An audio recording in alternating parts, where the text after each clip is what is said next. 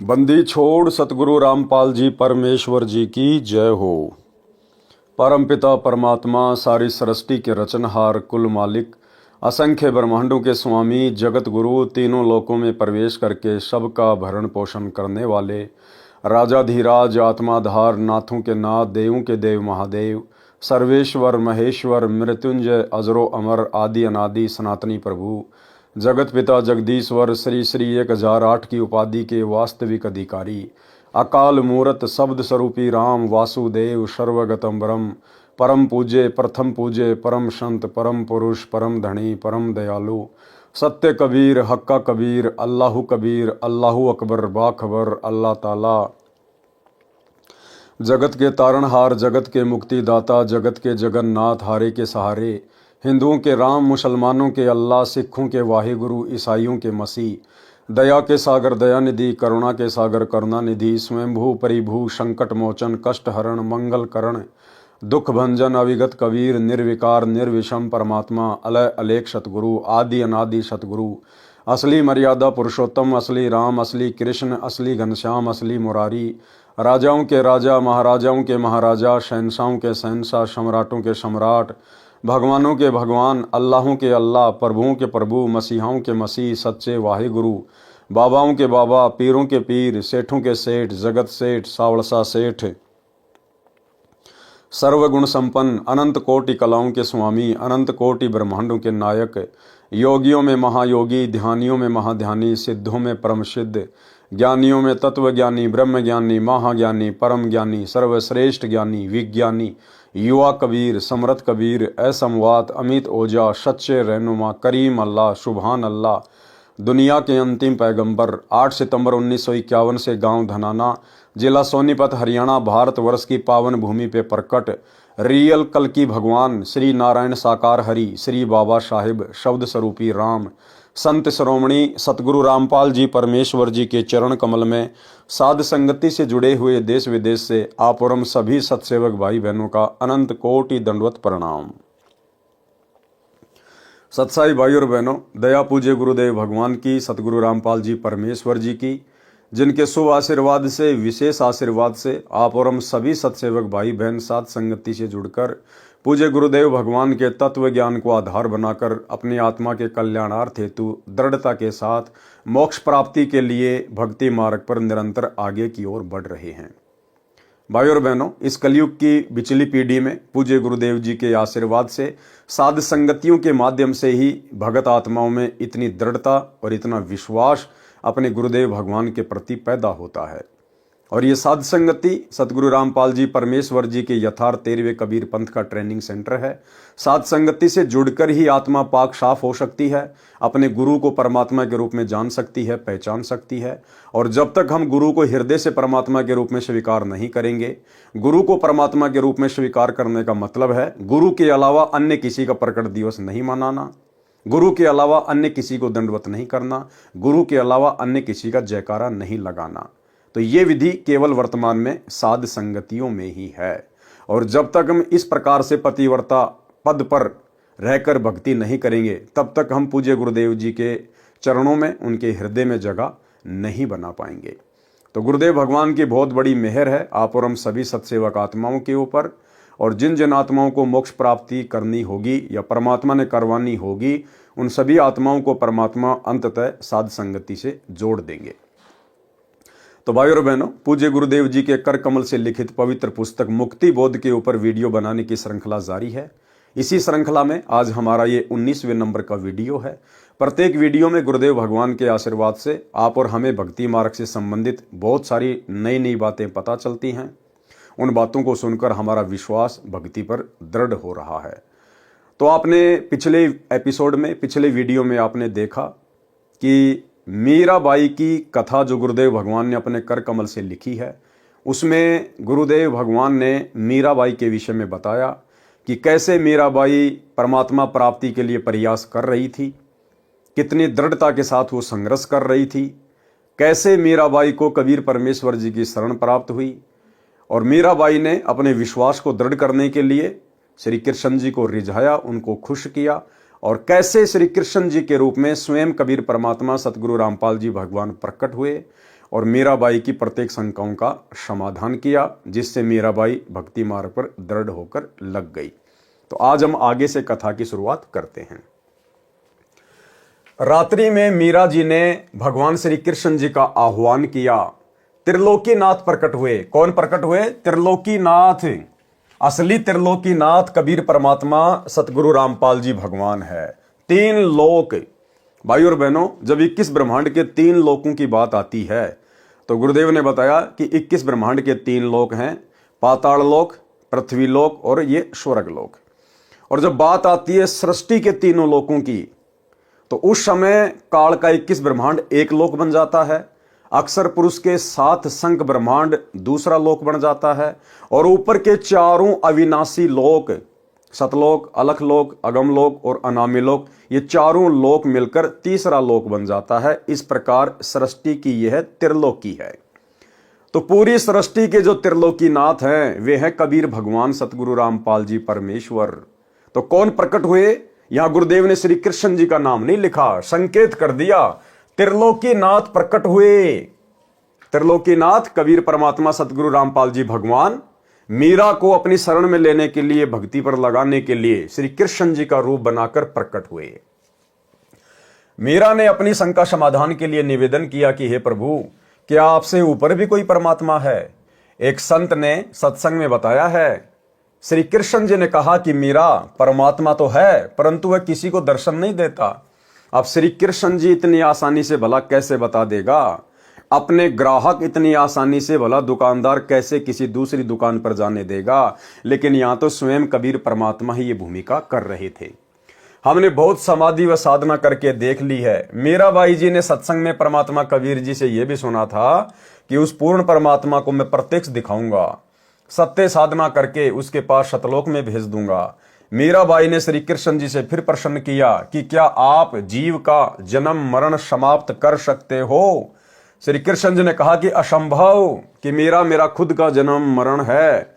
गीता अध्याय 4 श्लोक 5, गीता अध्याय 4 श्लोक 9, गीता अध्याय 10 श्लोक 2। स्वयं गीता ज्ञान देने वाला प्रभु कह रहा है कि अर्जुन, तेरे और मेरे बहुत जन्म हो चुके हैं। ये राजा और ये सेना पहले भी थी और आगे भी होगी।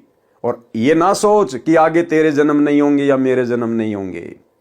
अर्थात गीता ज्ञान देने वाला भी जन्म और मरण में है। तो भला फिर मीरा का जन्म मरण श्री कृष्ण जी कैसे समाप्त कर देता? तो श्री कृष्ण रूप में कबीर परमेश्वर ने सत्य बता दिया। श्री कृष्ण जी ने कहा कि असंभव। कबीर जी ने कहा था कि मेरे पास ऐसा भक्ति मंत्र है जिससे जन्म मरण सदा के लिए समाप्त हो जाता है। वह परम धाम प्राप्त होता है, जिसके विषय में गीता अध्याय 15 श्लोक 4 में कहा है कि तत्व ज्ञान तथा तत्वदर्शी संत की प्राप्ति के पश्चात परमात्मा के उस परम पद की खोज करनी चाहिए, जहां जाने के पश्चात भगत फिर लौटकर संसार में कभी नहीं आते। उसी एक परमात्मा की भक्ति करो। कौन कह रहा है? गीता का ज्ञान देने वाला। अगर दुनिया गीता ज्ञान देने वाला श्री कृष्ण जी को मानती है या काल को मानती है, तो भैया वो दोनों कह रहे हैं कि भाई हमारे बस की बात नहीं है जन्म मरण का रोग समाप्त करना, 84 लाख योनियों के कष्ट से जीव को बाहर निकालना। वो तो कोई और ही परमात्मा है, उसकी जानकारी तो तत्वदर्शी संत देगा। और हाथ खड़े कर दिए कि उसी एक परमात्मा की भक्ति करो। यानी इस ब्रह्म ने, श्री कृष्ण ने, विष्णु ने, आप जो मर्जी समझो, इन्होंने हाथ खड़े कर दिए कि हमारी भक्ति से आपका जन्म मरण का रोग समाप्त नहीं हो सकता। बाकी हम आपको राजा बना देंगे, महाराजा बना देंगे, सेठ बना देंगे, लेकिन जन्म मरण का रोग समाप्त नहीं कर सकते। मीराबाई ने कहा कि हे भगवान श्री कृष्ण जी, संत जी कह रहे थे कि मैं जन्म मरण समाप्त कर देता हूं, अब मैं क्या करूं? मुझे तो पूर्ण मोक्ष की चाहत है। श्री कृष्ण जी बोले कि मीरा, आप उस संत की शरण ग्रहण करके अपना कल्याण कराओ। मुझे जितना ज्ञान था वो बता दिया। मीरा अगले दिन मंदिर नहीं गई, क्योंकि आस्था हट गई भाई और बहनों, आंखों के सामने सत्यता आ गई। सीधी संत जी के पास अपनी नौकरानियों के साथ जाकर दीक्षा लेने की इच्छा व्यक्त की तथा श्री कृष्ण जी से हुई वार्ता भी संत कबीर जी से साझा की।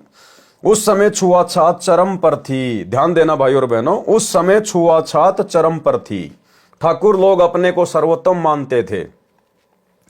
परमात्मा मान बढ़ाई वाले प्राणी को कभी नहीं मिलता।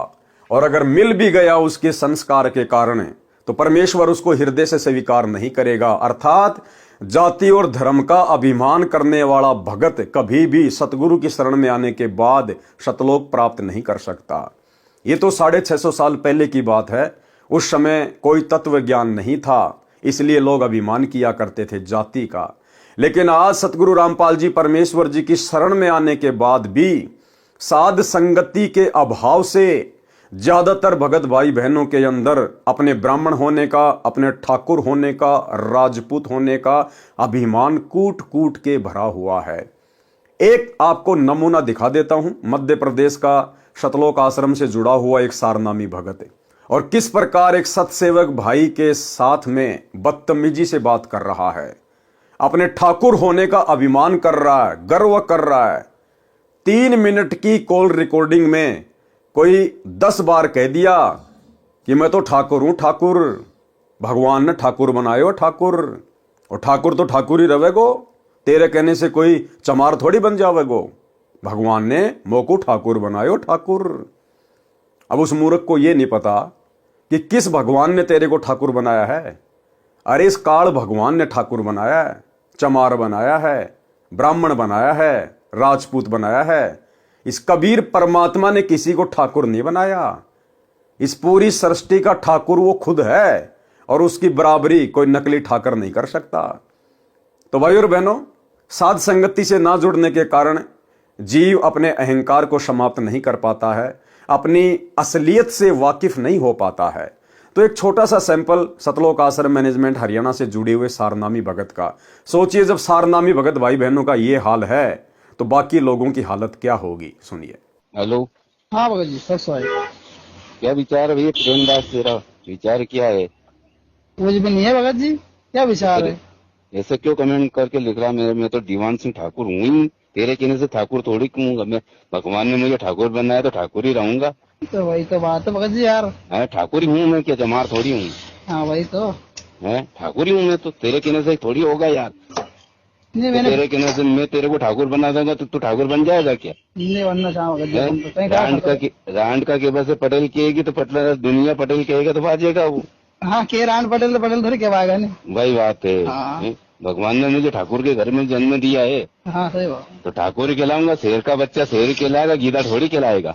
हाँ हाँ है, सही बात। शेर के बच्चे को गीदड़ कह देगा तेरे कहने से, कोई तू उसको गीदड़ कह देगा तो कोई भी गीदड़ उसको गीदड़ थोड़ी बन जाएगा वो।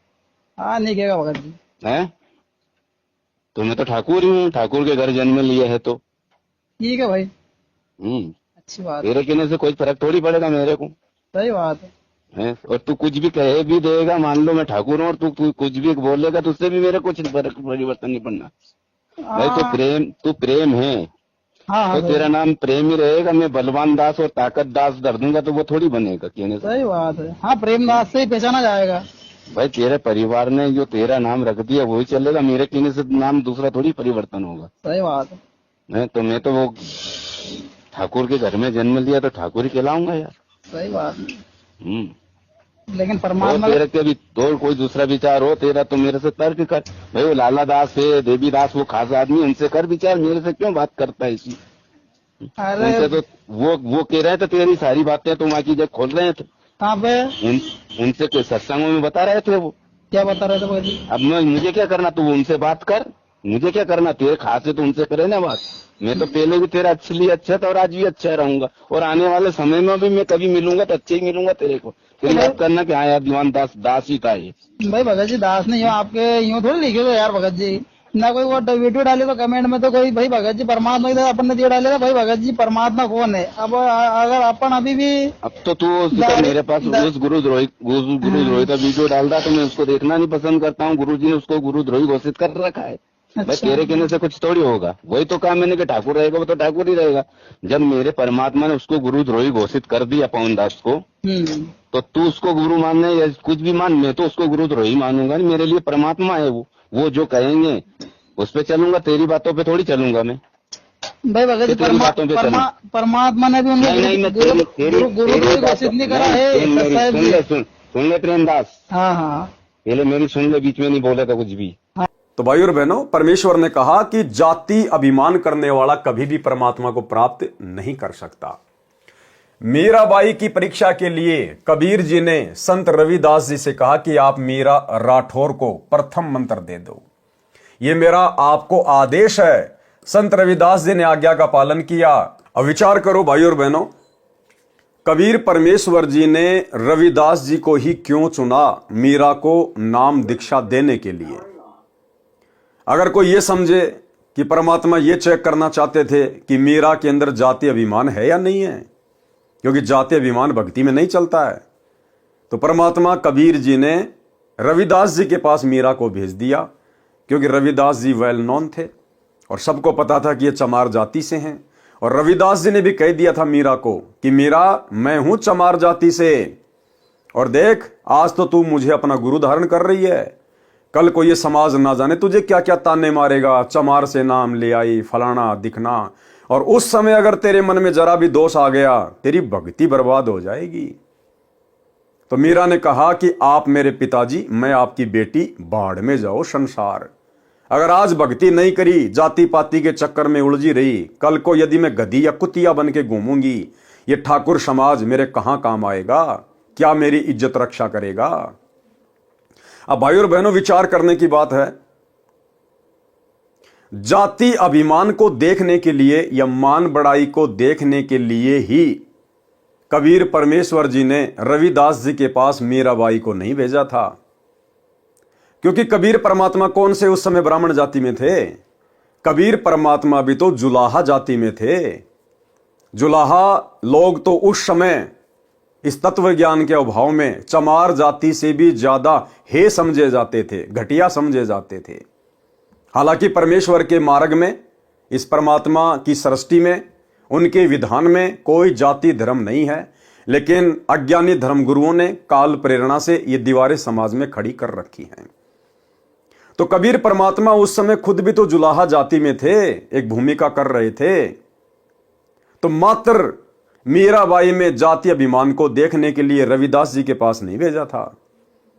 कबीर परमात्मा को पता था कि समाज में छुआछात कितनी है, लोग जाति अभिमान करते हैं। आने वाले समय में लोग थोड़ा बहुत दबेंगे, ज्यादा ऊपर मुंह उठा के बात नहीं करेंगे, जो अपने आप को क्षत्रिय समझते हैं, ठाकुर समझते हैं, राजपूत समझते हैं, क्योंकि उनके ऊपर एक बंदिश होगी कि भाई अगर तुम इतने बड़े ठाकुर हो, इतने बड़े राजपूत हो, तो मीराबाई ने फिर 600 साल पहले रविदास जी से, जो कि चमार जाति से थे, उनसे उपदेश क्यों लिया?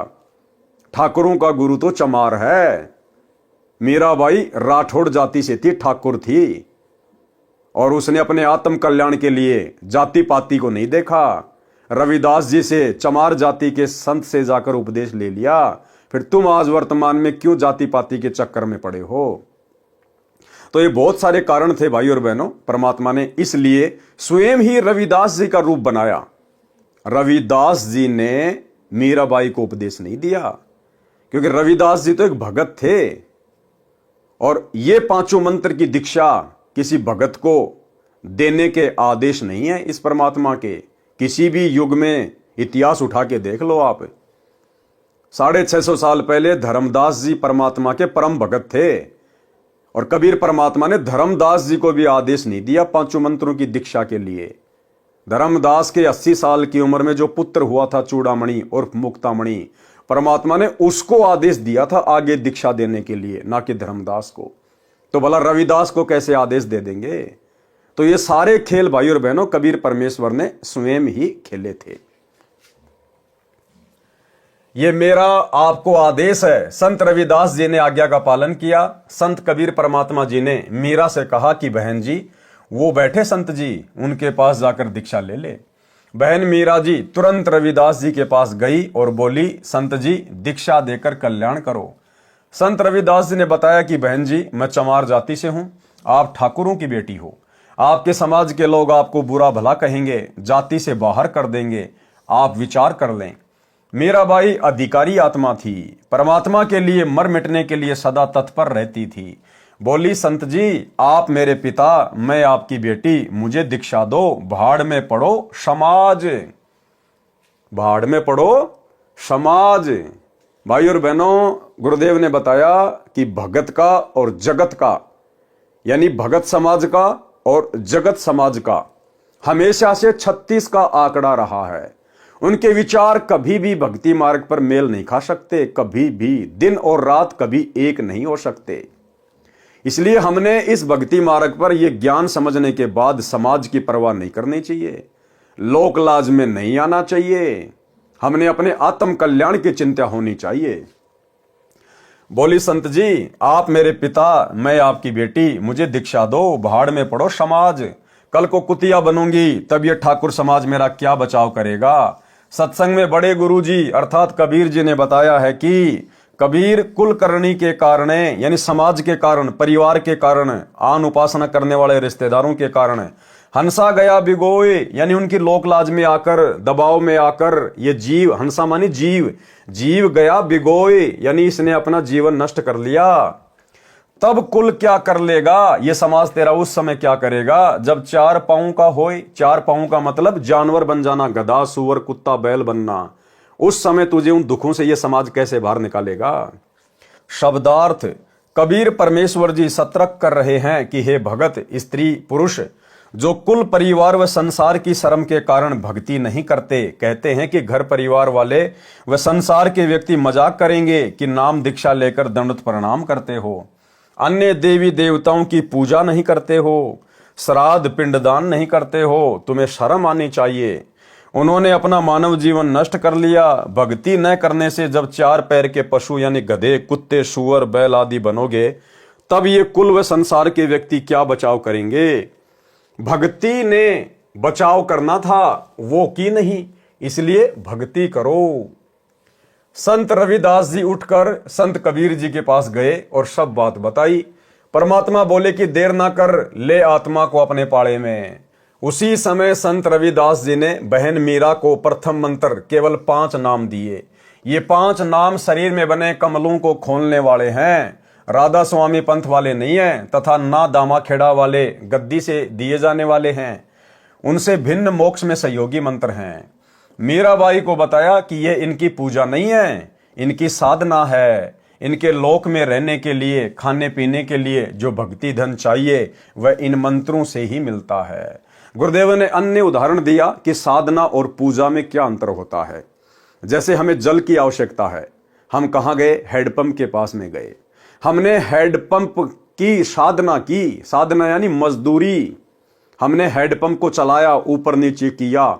हम हैंडपंप को ऊपर नीचे चलाकर उसकी पूजा नहीं कर रहे, हम केवल मजदूरी कर रहे हैं, साधना कर रहे हैं। क्यों? उस पूज्य वस्तु के लिए, जल के लिए। हमारा जो पूज्य है वो हैंडपंप नहीं है, जल है। लेकिन वो जल हमें वो मिलेगा कब? जब हम हैंडपंप की साधना करेंगे, मजदूरी करेंगे, उसको चलाएंगे, तब वो पूज्य वस्तु हमें प्राप्त होगी। तो ठीक इसी प्रकार ये जो देवी देवताओं के जो मंत्र हैं, ये इनकी पूजा नहीं करते हम। पूजा तो हमने केवल अपने गुरुदेव भगवान की, अपने इष्ट कबीर परमात्मा की करनी है। ये 5 मंत्र इन देवी देवताओं की जिनकी हम साधना करते हैं, ये मोक्ष में सहयोगी हैं। मोक्ष तो परमात्मा की भक्ति से, इनके सत मंत्र से होगा, इनके सतनाम से होगा। लेकिन इस भक्ति को सुचारू रूप से करने के लिए हमें यहां जो आवश्यक वस्तुओं की जरूरत है, अन्न धन की जो जरूरत है, वो हमें परमात्मा इन देवी देवताओं के माध्यम से उपलब्ध करवाएंगे। जैसे हम लोग किसी टहनी की पूजा नहीं करते, हम लोग जो है फल प्राप्त करने के लिए हम पेड़ की जड़ में पानी डालते हैं, हम टहनियों में पानी नहीं डालते। लेकिन फल तो टहनियों के लगेंगे, इसलिए हमने जड़ में पानी डालना पड़ेगा। ठीक इसी प्रकार हमने पूजा तो अपने पूज्य गुरुदेव भगवान की करनी पड़ेगी। लेकिन यहां की जो व्यवस्था है वो गुरुदेव ने इन देवी देवताओं के हाथों में संभाला रखी है। तो हमें यहां की जो सुविधाएं, जो लाभ प्राप्त होंगे, वो इन देवी देवताओं की साधना करने से ही होंगे। जब हमें लाभ प्राप्त होंगे तो भक्ति मार्ग में कोई दिक्कत नहीं आएगी, हम निश्चिंत होकर अपनी भक्ति करेंगे। इसलिए इनकी ये साधना हमें दी जाती है। मीराबाई को बताया कि ये इनकी पूजा नहीं है, इनकी साधना है। इनके लोक में रहने के लिए, खाने पीने के लिए जो भक्ति धन चाहिए वह इन मंत्रों से ही मिलता है। यहां का ऋण उतर जाता है, फिर मोक्ष के अधिकारी होते हैं। परमात्मा कबीर जी तथा संत रविदास जी वहां 1 महीना रुके। मीराबाई पहले तो दिन में घर से बाहर जाती थी, फिर रात्रि में सत्संग में जाने लगी। क्योंकि सत्संग दिन में कम तथा रात्रि में अधिक होता था। क्योंकि दिन में समय निकाल लेता, कोई रात्रि में। मीरा के देवर राणा जी मीरा को रात्रि में घर से बाहर जाता देखकर जल भुन गए, परंतु मीरा को रोकना तूफान को रोकने का समान था। क्या कह रहे हैं गुरुदेव? मीराबाई को रोकना तूफान को रोकने के समान था।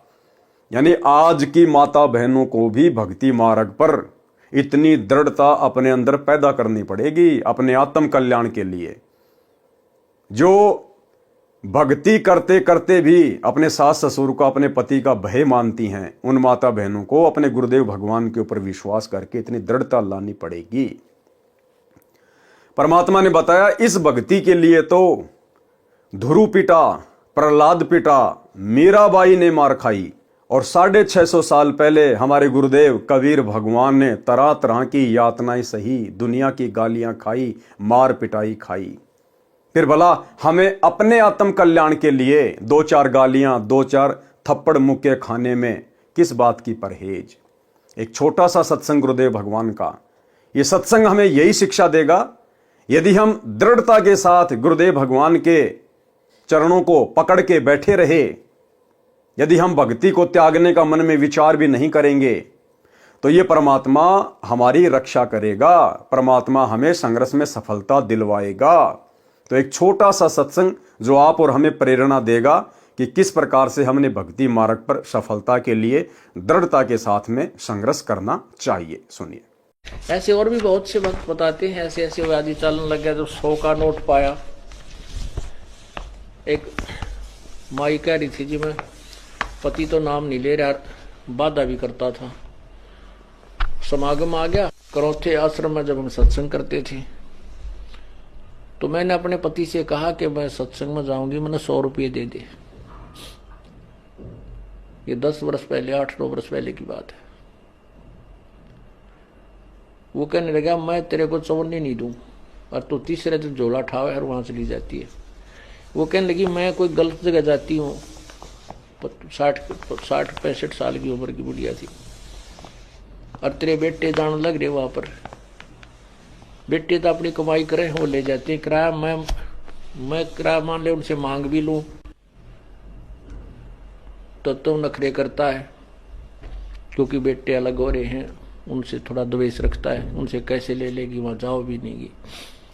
तो उसने कहा कि मुझे 100 रुपये दे दे। मैं बोला कति नहीं जान दूं, और जाके दिखाइए आज तू। तो नहीं, मैं पैसा किराया दूं नहीं, तू जागी कैसे? तो वो कहने लगा मेरे द्वारा पैसा को ना। फिर आखिर में ये बहाना मिला उसने कि मेरे द्वारा 100 रुपये को नहीं। वो क्या कहती है उसकी पत्नी कि मैं तो बैठकर रोने लगी, जहां पूजा स्थल है रोने लगी है। भगवान देख कौन बनी। हम एक दूसरे के ऐसे बांध रखे हैं कि हम इनसे अब अपने भगवान के दरबार में भी नहीं जा सकते। आखिर में कहने की मैंने ये सोच लिया कि मैं अभी चाहती हूँ किसी पड़ोसन पर मांग मूंग कर मैं जाऊंगी। इतना दृढ़ निश्चय मैंने कर ही लिया था, लड़ाई होगी, बोलेगी, मार पीट लेगा और 2 मुक्के खा लेगी भगवान के नाम पे। ध्रुव पिटा, प्रहलाद पिटे, मीराबाई पिटी। ऐसे ही निर्णय होता है, ऐसे ही परमात्मा निकटाता है। इतने में बूढ़ा साइकिल लेकर जा था, गांव से निकला, सड़क थी अच्छी, जो दिल्ली के, ये पंजाब खोड़ की बात है, और वहां वो गया होगा सड़क के ऊपर आधा किलोमीटर। एक 100 का नोट ऐसे हवा में उड़ा, अगले साइकिल के अगले पहियों की ताड़िया में आके चिपक गया, और उसने रोका तुरंत साइकिल। 100 का नोट ताजा, उसकी तो घीघी बंद की, घबरा गया, उल्टा आया, आकर ने बोला ले भगवान, तेरे भगवान ने भेज दिया, तेरा 100 का नोट ले जा तू। और उसका जो है ना पसीने आ रहे, उसके बाद उसने मुझे मना नहीं किया। तो यहां परमात्मा कहते हैं पति भरता पग जमी पर जो जो धर है पाव, समर्थ झाड़ू देत है ना काटा लग जावे। पति भरता भूखी रहे, यानी पति भरता को, यानी सच्ची उस अनन्य मन से पूजा कर रही भक्त आत्मा को कोई अभाव होता है, किसी चीज की आवश्यकता होती है, और वो वास्तव में उसकी आवश्यकता है, तो कहते हैं पतिव्रता भूखी रहे वहां समर्थ घर सोच, ऐसे पति की स्त्री के, ऐसे पति की स्त्री के काल कर्म हो मोक्ष मोच। कहते हैं जैसी भक्त आत्मा जब दुखी होती है तो भगवान के दरबार में भी चिंता बन जाती है। और ऐसे पति की स्त्री के काल कर्म हो मोक्ष, जो ऐसी दृढ़ता के साथ, समर्पण के साथ, पूरे विश्वास के साथ भगवान पर लगती है, उसके नाम पर, कहते हैं उन्हीं का मोक्ष होता है, उन्हीं के पाप कर्म नष्ट होते हैं। कहते हैं नुक्ते ऊपर रिच जगह रे कोट कर्म जल जा तुम्हारे, ये नुक्ते होते हैं जो हम लोग लाज और किसी परमात्मा के नाम पर ना किसी पति से, ना पत्नी से, ना पुत्र से कोई दबाव नहीं मानते अपने आत्म कल्याण के लिए, तो परमात्मा प्रसन्न होता है। परमात्मा कहते हैं मात पिता सुत स्त्री, मात पिता सुत स्त्री, आलस बंधु कान, संत मिलन को जब चले ये अटकावे आण। मात पिता, बालक है, बेटा है, बेटी है, माँ बाप नहीं जानते सत्संग में, जो 15-16 साल के 20 साल तक हैं वो माता पिता के अधीन होते हैं। और जो बुजुर्ग हैं वो जब बच्चे बड़े हो जाते हैं तो बच्चे बेटा बेटियां के अधीन हो जाते हैं, बेटे का अधीन हो जाते हैं, या फिर आलस, या फिर लोक लाज। जैसे आप यहाँ सत्संग में आते हैं, कोई ना कोई जरूर टकरा देगा, कहाँ चले, बेरा है सत्संग में जान दोगे, थारा तो पाँव लिकट रहा है, तीसरे दिन वहां बैठे रहते हो, तो इस तरह के श्लोक सुना देते हो। और आप जो ज्ञान में कमजोर है, इन बातों से दबाव मानने लग जाता है और फिर वो आना भी कम कर देता है, उसको ज्ञान नहीं है। इसके लिए परमात्मा कहते हैं कि मात पिता सुत स्त्री और आलस बंधु कांड। बंधु कांड माने लोक लाज, अपने मित्रों के वो कहे हुए व्यंग्यात्मक बातों से झिझक जाना। कहते हैं सतगुरु मिलन को जब चला ये अटकावे आण, ये आके आंट लावेंगे। किधर बेटा क्या माँ बाप या स्त्री ऐसी निकम्मी हो जाए कभी बेबे, बस जी का झाड़ बन जाती इस भगत के, या फिर लोक लाज, या खुद आलस कर जा, फिर देखोगे, फिर अगले बार देखेंगे, सर्दी ज्यादा है, गर्मी घनी है। इनका अटकाया ना अटके जो सतगुरु दर्श को जाए, कहे कबीर सो संत है भाई आवागमन निसावे। कहते नुक्ते ऊपर रिच जगह। ऐसे हम थोड़ी बहुत भगवान के लिए पापीटिया करेंगे, संघर्ष करेंगे तो हमारे निकट आएगा, और केवल बात बनाते हैं परमात्मा या कोई भी क्रिया पूरी नहीं हो सकती। जैसे अब यहाँ कौन आएंगे, वो आएंगे जो पूर्ण रूप से परिचित हो चुके हैं इस ज्ञान से। परंतु मीरा को रोकना तूफान को रोकने के समान था। इसलिए राणा जी ने अपनी मौसी जी यानी मीरा की माता जी को बुलाया और मीरा को समझाने के लिए कहा कि इसने हमारी इज्जत का नाश कर दिया। बेटी माता की बात मान लेती है। मीरा की माता ने मीरा को समझाया, मीरा ने उसका तुरंत उत्तर दिया। शब्द सत्संग में जाना मीरा छोड़ दे, सत्संग में जाना मीरा छोड़ दे। हाय मारी लोग करें तकरार, सत्संग में जाना मीरा छोड़ दे। अब मीरा की माता जी को राणा ने बुला लिया कि हो सकता भाई माँ की बात बेटी मान जाए। तो मीरा की माँ ने मीरा को क्या समझाया?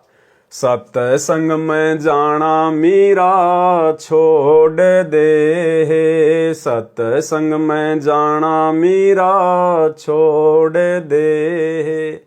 हाय मारी लोग करे तकरार, सत्संग में जाना मेरा छोड़ दे। मीरा की मां ने कहा कि लोग तरह तरह की बातें कर रहे हैं, तेरी लड़की रात को जाती है, पता नहीं कहाँ जाती है, कैसे कैसे लोगों के बीच में ठाकुरों की लड़की होके बैठती है, समाज की नाक कटवा दी है। यानी मीरा को सत्संग में जाने से रोकने के लिए काल प्रेरणा से उसकी मां ने बहुत तरह से समझाया। लेकिन भाई मीरा को तो परमात्मा चाहिए था, और जिन आत्माओं को सतगुरु चाहिए, जिनको अपना आत्म कल्याण करवाना होता है, गुरुदेव कहते हैं फिर वो समाज की चाल में नहीं फंसती, वो फिर किसी की नहीं सुनती। तो मीरा ने फिर क्या कहा, सत्संग में जाना मेरा ना छूटेरी, सत्संग में जाना मेरा ना छूटेरी। हाय चाहे जल के मरो सन सारे, सत्संग में जाना मेरा ना छूटेरी। हाय चाहे जल के मरो सन सारे, सत्संग में जाना मेरा ना छूटेरी। फिर मीरा की मां ने किस प्रकार से मीरा को डराना चाहा, थारे सत्संग के राह में ये, थारे सत्संग के राह में ये। आए वापिर रहते हैं काले नाग, कोए कोए नाग तन डस ले वैरी। आए वापिर रहते हैं काले नाग, कोए कोए नाग तन डस ले वैरी। अब मीरा की मां ने डराया कि ये डर जाएगी और सत्संग में जाना छोड़ देगी रात को, कि दूध जब सत्संग में जाती है ना तो रास्ते में बड़े बड़े जहरीले काले काले नाग सर्प रहते हैं, और कोई कोई सर्प तेरे को डस लेगा, मर जाएगी, पानी भी नहीं मांगेगी। तो मीरा ने अपने गुरुदेव भगवान के ऊपर विश्वास करके क्या जवाब दिया, जब गुरु मारे मेहर करेरी, जब गुरु मारे मेहर करेरी। आए वो तो सर्प गंडे वे बने जावे, सत्संग में जाना मेरा ना छूटेरी। आरी वो तो सर्प गंडे वे बने जावे, सत्संग में जाना मेरा ना छूटेरी। कि माता जी, यदि मेरे गुरुजी मेरे ऊपर प्रसन्न हैं, यदि मेरे गुरुजी मेरी मर्यादाओं से, मेरी भक्ति से, मेरे संघर्ष से अगर प्रसन्न हैं, तो मेरे गुरुजी के प्रताप से, उनके आशीर्वाद से वो जहरीले से जहरीला कोबरा सांप भी गंडेवा बन जाएगा, केचुआ।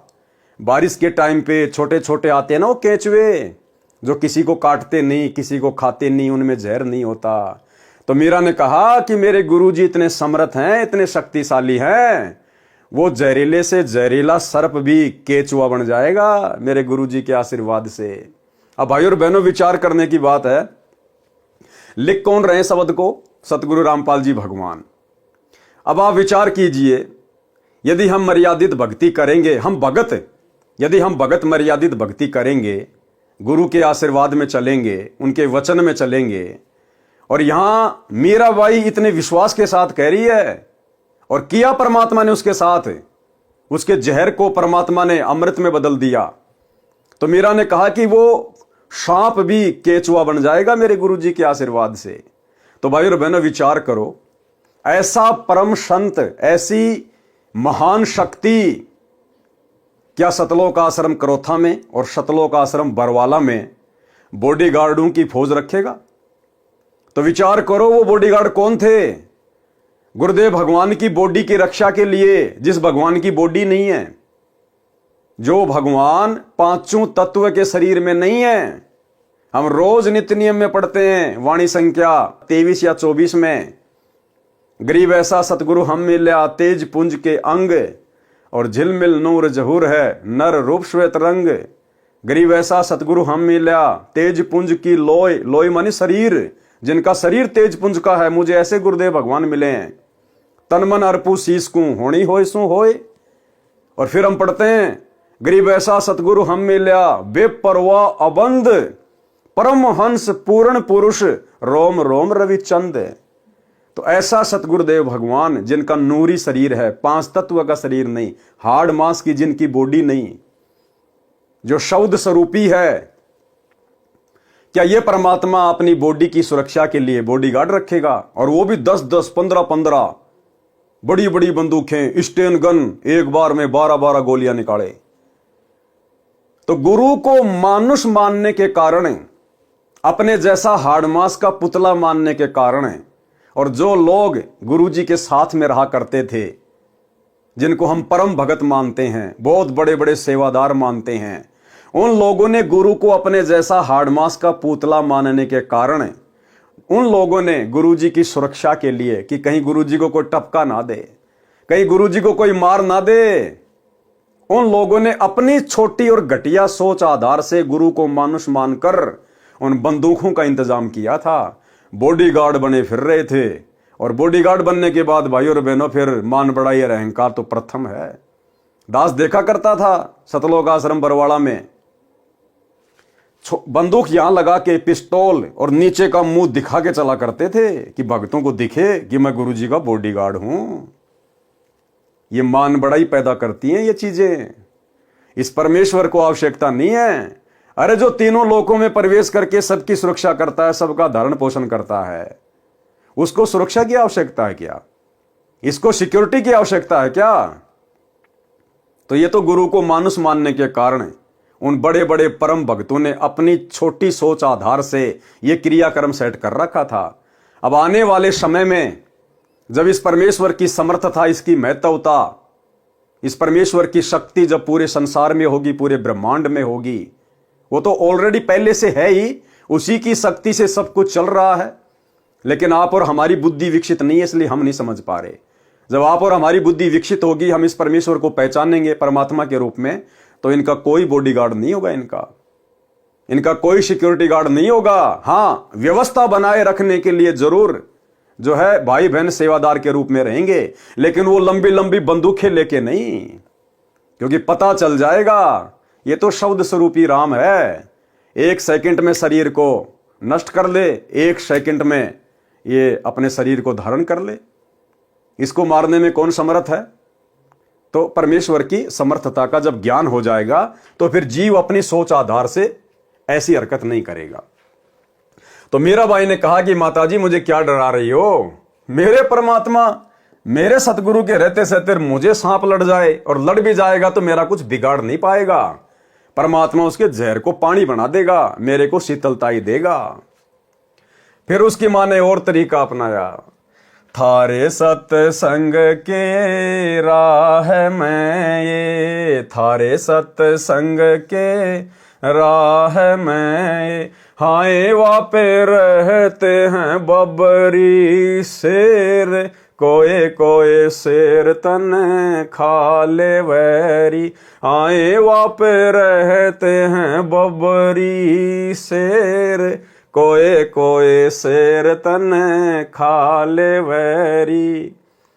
बोले बेटी, बड़े बड़े बबरी शेर भी रहते हैं वहां रास्ते में, और तेरे को तो एक ही बटके में खा जाएंगे वो बबरी शेर। मीराबाई को डराने का प्रयास कर रही उसकी मां। मीराबाई ने क्या कहा? जब गुरु मारे मेरे करेरी, जब गुरु मारे मेहर करेरी। कौन से गुरु? ये कबीर भगवान सतगुरु रामपाल जी। जब गुरु मारे मेहर करेरी, जब गुरु मारे मेहर करेरी, आए वो तो शेरा के गिद्दड़ बने जावे, सत्संग में जाना मेरा ना छूटेरी, आए वो तो शेरा के गिद्दड़ बने जावे, सत्संग में जाना मेरा ना छूटेरी। माँ, वो तेरे जो बबरी शेर है ना, वो गिद्दड़ बन जाएंगे, गिद्दड़ पूंछ को दबा के दौड़ जाएंगे मेरे को देखते ही, मेरे सतगुरु के प्रताप से, मेरे सतगुरु के आशीर्वाद से। तो किसको डरा रही है माँ? मीरा सत्संग में जाना नहीं छोड़ेगी, अर्थात भक्ति करना नहीं छोड़ेगी। अब जैसे आज सत्संग घर घर में हो गए, उस समय तो कोई मोबाइल नहीं था, कोई ऐसा वैज्ञानिक जो है उपकरण नहीं था, इसलिए मीरा की मजबूरी थी सत्संग में जाना। आज वर्तमान में जैसे हमारे गुरुदेव भगवान हिसार जेल में बैठे हैं, तो हमने किसी आश्रम में धक्के खाने की जरूरत नहीं है। हमारे घर में सत्संग है, हमारे गुरुदेव के द्वारा किए गए सत्संग हमारे पास में उपलब्ध हैं, मोबाइल में, मेमोरी कार्ड में। हम अपने घर पर बैठकर शांति से सत्संग सुने। आज गुरुदेव की गैर हाजिरी में जितना समय हम आश्रमों में आने जाने में बर्बाद करेंगे, जितना समय हम बसों में आने जाने में बर्बाद करेंगे, जितना पैसा हम बर्बाद करेंगे, अरे उतने समय में तो 10 बार सत्संग सुन लेंगे घर पर बैठकर शांति से। हाँ, अगर गुरुदेव आश्रम में हैं, चाहे लाख बार जाओ, लेकिन उनकी गैर हाजिरी में हमें कहीं भी धक्के खाने की जरूरत नहीं है सत्संग के लिए। परमात्मा ने घर घर में सत्संग दे दिए। तो मीरा बाई ने कहा कि माँ, वो बबरी शेर भी गिद्दड़ बन जाएंगे मेरे गुरुदेव के आशीर्वाद से। मीरा का सत्संग में जाना बंद नहीं होगा। फिर और क्या बताया उसकी माँ ने? थारे सत्संग के बीच में है, थारे सत्संग के बीच में आए वापे रहते हैं साधु संत, कोई कोई संत तन ले रमय। हाय वापे रहते हैं साधु संत, कोई कोई संत तन ले रमय। अब मीरा की माँ ने कहा कि मीरा देख, तू ठाकुरों की लड़की है, तू सुंदर है, और तू सत्संग में जाती है और वहां हर प्रकार के आदमी आते हैं, और तुझे कोई बैला फुसला के भगा के ले जाएगा तुझे, तू सत्संग में मत जा। तो मीराबाई ने क्या कहा? तेरे री मन में माता पाप है री, तेरे री मन में माता पाप है री, संत मेरे माँ बाप हैं री, संत मेरे माँ बाप हैं री। हारी वो तो कर देंगे बेड़ा पार, सत्संग में जाना मेरा ना छूटरी। हाय वो तो कर देंगे बेड़ा पार, सत्संग में जाना मेरा ना छूटरी। यहाँ भाई और बहनों, जो ये संत शब्द है ना, संत मेरे माँ बाप है री, ये यहाँ पर संत रविदास जी के लिए मीरा ने कहा है, भक्तों के लिए नहीं। भगत हमारे माई बाप नहीं होते हैं। यहाँ पर संत रविदास जी यानी अपने गुरु जी के लिए मीरा ने शब्द यूज किए हैं। तो क्या कहा मीरा की मां ने कि थारे सत्संग के बीच में आए वहां पे रहते साधु संत, और कोई कोई संत तने ले रमे, कि तुझे भगा के ले जाएगा बैला फुसला के, और नाक कट जाएगी समाज में। तो भाई और बहनों, मीरा ने तो जवाब दे दिया, क्योंकि मीरा पाक साफ आत्मा थी, जिसके खुद के मन में दोष नहीं होता, सामने वाला भी उसको निर्दोष दिखाई देता है। लेकिन भाई और बहनों, वर्तमान में क्या हो रहा है? आज बिचली पीढ़ी का समय, पूर्ण परमात्मा स्वयं धरती पे सतगुरु रूप में प्रकट, भक्ति का पूरा कोर्स दे दिया गुरुदेव भगवान ने। और बड़ी विडंबना की बात है, शर्म की बात है, भगत समाज के लिए चुल्लू भर पानी में डूब मरने की बात है। स्वयं सतगुरु रामपाल जी भगवान भक्तों की बदनीयत के विषय में, शतलोक आश्रमों से जुड़े हुए कोऑर्डिनेटरों की घटिया हरकतों के विषय में अपने मुख से सार्वजनिक तौर पर सत्संग में कहने के लिए मजबूर हो रहे हैं। इतने घटिया कर्म इन शतलोक आश्रमों में कोऑर्डिनेटरों के द्वारा, सोचिए आम संगत का क्या हाल होगा। आम संगत को हैंडल करने वाले कोऑर्डिनेटरों का यह हाल है कि माता बहनों के साथ में अश्लील हरकतें करते हैं। और खुद सतगुरु रामपाल जी भगवान ही अंतर्यामी परमात्मा अपने सत्संग में सार्वजनिक तौर पर कह रहे हैं, हिसार जेल से आने वाली ऑडियो में, कि यहां तक शिकायतें आती हैं, ऐसे ऐसे घटिया हैं कोऑर्डिनेटर कि बहन बेटियों के साथ भी अश्लील चैटिंग करते हैं। और गुरुदेव ने मजबूरन कहना पड़ा कि अच्छे इंसान तो जगत वाले भी ऐसा नहीं करते जैसा तुम भगत कर रहे हो। सबको लपेट लिया गुरुदेव ने, सबको, अपने परिवार को, कोऑर्डिनेटरों को, आम संगत को, कि अच्छे इंसान तो जगत वाले भी ऐसा नहीं करते जैसा तुम भगत कर रहे हो। यानी भक्तों को परमात्मा ने आम सांसारिक लोगों से भी नीचा गिरा हुआ बता दिया, इतना ज्ञान लेने के बाद भी। सुनिए छोटा सा सत्संग। विचार करना होगा कि हम कौन है, कहां से आए। आपस में खेचातानी रखते हो अभी भी भगत हो गए। अच्छे इंसान तो जगत वाले भी ना करते ऐसा जैसे भगत कर रही है। अच्छे इंसान तो जगत वाले भी ना करते ऐसा जैसे भगत कर रही है। अच्छे इंसान तो जगत वाले भी ना करते ऐसा जैसे भगत कर रही है। किसी को छोटी सी सेवा दे देते, कोऑर्डिनेटर बना दिया, वो ने सोचा मैं खुदा बन गया। अरे इतना शिक्षा तो बने, मजदूर बनो सीखो, मजदूर।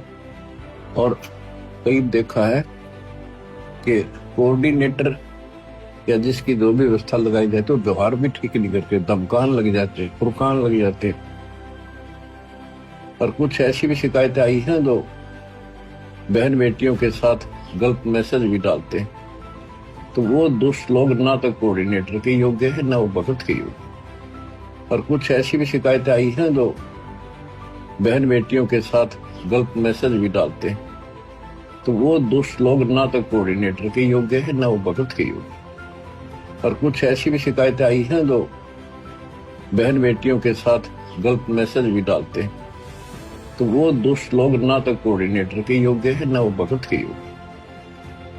तो ऐसा तो संगत माई कुसंगत उपजेगी, और ऐसी कुसंगत होगी फिर हम रखेंगे नहीं उसको खेत में। किसान उस कुबाड़ को पाड़ कर खेत तो बाहर फेंक देता है, तो उसको मिशन से निकाल दिया जाया करेगा। सुधर जाओ, एक के नहीं सुनी जाया करती थी, सामूहिक शिक्षा दी जाती है, अमल कर लो इन पे। कर्म बतेरे फोड़ लिए, इस ज्ञान का असर क्या हुआ? थोड़ा सा सुख होते हो फिर पक्के एजेंट काल के बन जाते हैं, बकवाद वही करनी, भगवान से दूर हो जाना। थोड़ा सा सुख होते हो फिर पक्के एजेंट काल के बन जाते हैं, बकवाद वही करनी, भगवान से दूर हो जाना। थोड़ा सा सुख होते हो फिर पक्के एजेंट काल के बन जाते हैं, बकवाद वही करनी, भगवान से दूर हो जाना। तो भाई और बहनों, कहां तो मीराबाई और कहां वर्तमान के हमारे भगत भाई बहन कैसी कैसी घटिया हरकतों में लिप्त हैं, जो गुरुदेव को अपने मुख कमल से बोलने पर मजबूर होना पड़ रहा है। तो क्या कहा मीराबाई ने? तेरे री मन में माता पाप है री, तेरे री मन में माता पाप है री, संत मेरे माँ बाप हैं री, संत मेरे माँ बाप हैं री, आए वो तो कर देंगे बेड़ा पार, सत्संग में जाना मेरा ना छूटरी, हाय वो तो कर देंगे बेड़ा पार, सत्संग में जाना मेरा ना छूटरी। फिर क्या कहा? अंतिम दाव क्या लगाया मीराबाई की माता जी ने? हाय वो तो जात चमार है, हाय वो तो जाति चमार है, इसमें हमारी हार है, इसमें हमारी हार है। कि मेरा तो ठाकुरों की लड़की, और जिसको तूने गुरु बनाया रविदास जी को, वो चमार जाति से है, समाज में थू थू हो रही है। तो मीराबाई ने क्या कहा? तेरे री लेख माता चमार है री, तेरे री लेख माता चमार है री, मेरा सिर जन हार है री, मेरा सिर जन हार है री, आए वो तो मीरा के गुरु रविदास, सत्संग में जाना मेरा ना छूटरी, आए वो तो मीरा के गुरु रविदास, सत्संग में जाना मेरा ना छूटरी। तो मीरा ने इस प्रकार से भक्ति मार्ग पर ज्ञान को आधार बनाकर अपने गुरु पर विश्वास करके अपनी माँ को भी जो कि काल का जाल फैलाने आई थी, उसको परास्त किया। तो ये मीरा की कथा में शिक्षा देती है भाई और बहनों, आज आप और हमने भी भक्ति मार्ग पर इतने संघर्ष की आवश्यकता है। शब्दार्थ, मीराबाई की माता ने कहा कि हे मीरा, तू सत्संग में जाना बंद कर दे, संसार के व्यक्ति हमारे विषय में गलत बातें करते हैं। मीरा ने कहा कि हे माता, मैं सत्संग में जाना बंद नहीं करूंगी, संसार भले ही ईर्ष्या की आग में जलकर मर जाए। माता ने मीरा को भय कराने के लिए बताया कि जिस रास्ते से तू रात्रि में सत्संग सुनने के लिए जाती है, उस रास्ते में सर्प तथा सिंह रहते हैं, वे तुझे मार देंगे। मीरा ने उत्तर दिया कि मेरे गुरुजी इतने समर्थ हैं, वे कृपया करेंगे तो सिंह तो गिद्दड़ की तरह व्यवहार करेंगे, गिद्दड़ की तरह, और सर्प ऐसे निष्क्रिय हो जाएंगे जैसे गंडेवे प्राणी होते हैं, जो सर्प जैसे आकार के होते हैं, परंतु 6 या 8 इंच के लंबे और आधा इंच गोलाई के मोटे होते हैं, वे डसते नहीं हैं। मीरा की माता ने फिर कहा कि सत्संग सुनने वाले स्थान पर कुछ युवा भगत पुरुष भी रहते हैं, कोई तेरे को कहीं ले जाएगा और गलत कार्य करेगा। और आज तो भाई और बहनों, पुस्तक सेवा के बहाने आज की मीराबाइयां जानबूझ के गलत कार्य करती हैं, जानबूझ के। मैं तुमसे मिलने आई पुस्तक सेवा के बहाने, अपनी रमणी की बातें खुद ही सेट कर लेते हैं, माँ बाप जाओ भाड़ में। ये है वर्तमान की मीराबाइयों की हालात। मीरा ने उत्तर दिया कि हे माता, आपके मन में दोष है, इसलिए आपके मन में ऐसे विचार आए। अब ये मत कहना कि पवन दास के मन में दोष है इसलिए बोल रहा है। मैंने तो वो भाषा बोली है जो पूज्य गुरुदेव भगवान ने हिसार जेल से ऑडियो बनाकर भेजी है, एज इट इज आपको सुनाई है मैंने। मेरे मन में कोई दोष नहीं है, मेरे लेखे तो बाढ़ में जाओ, मेरा क्या बिगाड़ लेंगे भाई। हम तो केवल आप लोगों को जागरूक कर रहे हैं, सचेत कर रहे हैं कि गुरु की गैर हाजिरी में इन आश्रमों में धक्के खाने मत जाओ, घर बैठ के भक्ति करो। ये परीक्षा चल रही है, क्या पूरी जिंदगी ऐसे धक्के खाओगे क्या? अरे जब गुरु सतलोक चला जाएगा फिर क्या करोगे, फिर भी क्या धक्के खाओगे? तो गुरु वर्तमान में हिसार जेल में बैठ के यही तो रिहर्सल देख रहा है कि सोचो यदि मैं बरवाला कांड के बाद सतलोक चला जाता किन्हीं कारणों से, तो मेरे पीछे से ये तो इसी प्रकार से डंडे के यार बन के घूमते, जैसे पशु डंडे का यार होता है, उसको भय दिखा के उसको चलाया जाता है, ऐसे आज ये कोऑर्डिनेटर डंडा दिखा दिखा के, फर्जी आदेशों का पीला पर्चा निकाल के, डरा धमका के आप लोगों से अपना उल्लू सिद्ध कर रहे हैं। हे माता, वे संत व भगत तो मेरे माता पिता के समान हैं, वे ऐसा गलत कार्य नहीं करते।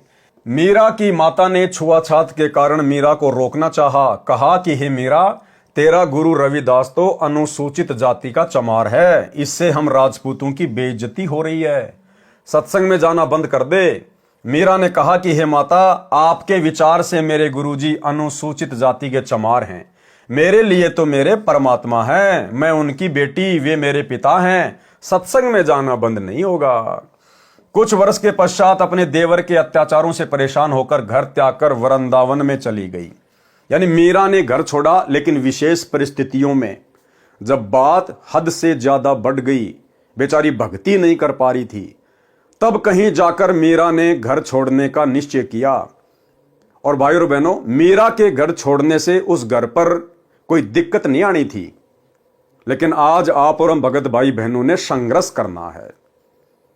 यदि परिस्थितियां बद से बदतर हो जाएं कि आपकी भक्ति हो ही नहीं रही, तो फिर सोच समझ कर आप जी ने अपना कदम उठाना है, अपना आगे का देख कर कि मैं आगे क्या करूंगा, कहां रहूंगा, क्या काम धंधा करूंगा, क्या खाऊंगा, क्या खाऊंगी, तब कहीं जाकर अपना कदम उठाना है। अन्यथा संघर्ष करना है। संघर्ष करेंगे तो परमात्मा साथ देगा वर्तमान में, क्योंकि मालिक को पता है कि ये आत्माएं कितनी कमजोर हो चुकी हैं, ये मीराबाई की तरह संघर्ष नहीं कर सकती, इसलिए परमात्मा हमारा साथ देगा। यदि हम थोड़ा बहुत भी संघर्ष करेंगे, तो थोड़ी बहुत गालियां खा लेंगे, 2-4 मार डुक्के खा लेंगे, तो परमात्मा हमारा साथ देगा। और यदि फिर भी परिस्थितियां बद से बदतर हैं, तो उसी स्थिति में आप और हमने घर छोड़ना चाहिए, जब हम अपना आगे का देख लें कि आगे मेरा ठिकाना क्या होगा। अगर किसी भगत भाई बहन के घर पे जाके बैठना है, तो अपना घर मत छोड़ना, फिर इससे अच्छा तो अपने घर में पड़े रहना फिर, क्योंकि भगत का भगवान के अलावा दूसरा कोई नहीं है। भगत भी आपको 2 दिन रख लेगा, 10 दिन रख लेगा, ज्यादा से ज्यादा 1 महीना निकाल देगा।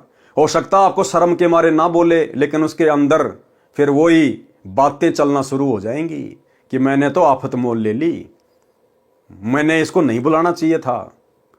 तो हम किसी और की आत्मा दुखी करें, किसी और की भक्ति में भंग डालें। इससे अच्छा मीराबाई की तरह, ध्रुव की तरह, प्रहलाद की तरह, हमारे परमात्मा की तरह 2-4 थप्पड़ मुक्के खा के ही नीचे गर्दन करके घर में पड़े रह के अपनी भक्ति पे लगे रहें। भाई परमात्मा का वचन टूटता नहीं है।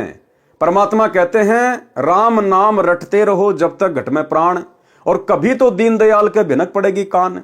अरे कभी तो परमात्मा आपके संघर्ष को देखते हुए आपकी सुनेगा। तो हमने संघर्ष करना है, हमने छोटी छोटी बातों पे घर छोड़कर नहीं जाना है। कुछ वर्ष के पश्चात अपने देवर के अत्याचारों से परेशान होकर घर त्याग कर वृंदावन में चली गई। वहां कबीर परमात्मा जी एक साधु के वेश में गए, ज्ञान चर्चा हुई। तब मीरा को ज्ञान हुआ कि अभी आगे की पढ़ाई शेष है। यानी केवल प्रथम मंत्र का जाप संत रविदास जी ने दे रखा था। परमात्मा कबीर जी ने सतनाम की दीक्षा दी। मीरा जी को वही रूप दिखाया जिस रूप में संत रविदास जी के साथ सत्संग में मिले थे। मीरा जी का फिर मानव जन्म अब वर्तमान के भक्ति युग में होगा। देखो क्या कह रहे हैं परमात्मा। अब ये सारे रहस्य धीरे धीरे खुलने लग जाएंगे। ये चीजें तो आप और हमारे सामने आ जा रही हैं। और ये दास पिछले 8 वर्षों से साथ संगति के वीडियो के माध्यम से आप भाई बहनों को कहता आया है कि सतयुग से लेकर वर्तमान समय तक एक भी आत्मा पूर्ण मोक्ष प्राप्त नहीं कर पाई। कोई भी सतलोक नहीं जा पाया। हां, जो पहले के, जो कलयुग के पिछली पीढ़ी वाले समय निकल चुके हैं अनंत बार, उनमें असंख्य आत्माएं पार हो चुकी हैं। लेकिन वर्तमान जो ये चौकड़ी चल रही है चतुर्युग की, सतयुग, त्रेता, द्वापर और वर्तमान समय, और इन वर्षों में, लाखों वर्षों में परमेश्वर ने जितनी भी आत्माओं को प्रकट होकर अपनी शरण में लिया है, जिन बड़े बड़े महापुरुषों का, भक्तों का हम नाम सुनते हैं, 64 लाख भगत परमात्मा के 650 साल पहले हुए थे, अभी तक उनमें से एक भी आत्मा पार नहीं हो पाई, एक भी आत्मा। क्योंकि पार होने का समय तो ये है वर्तमान का। तो अब देखो गुरुदेव भगवान सात संगति की प्रत्येक बातों का समर्थन करते जा रहे हैं, प्रत्येक बातों का। मीराबाई का भी पूर्ण मोक्ष नहीं हुआ अभी तक। क्या कह रहे हैं गुरुदेव? मीरा जी का फिर मानव जन्म अब वर्तमान के भक्ति युग में होगा, इस कलयुग की बिचली पीढ़ी में होगा। भाई और बहनों, कुछ दिन पहले सात संगति में एक बहन आई थी हरियाणा से, जो अपने आप को मीराबाई कहा करती थी।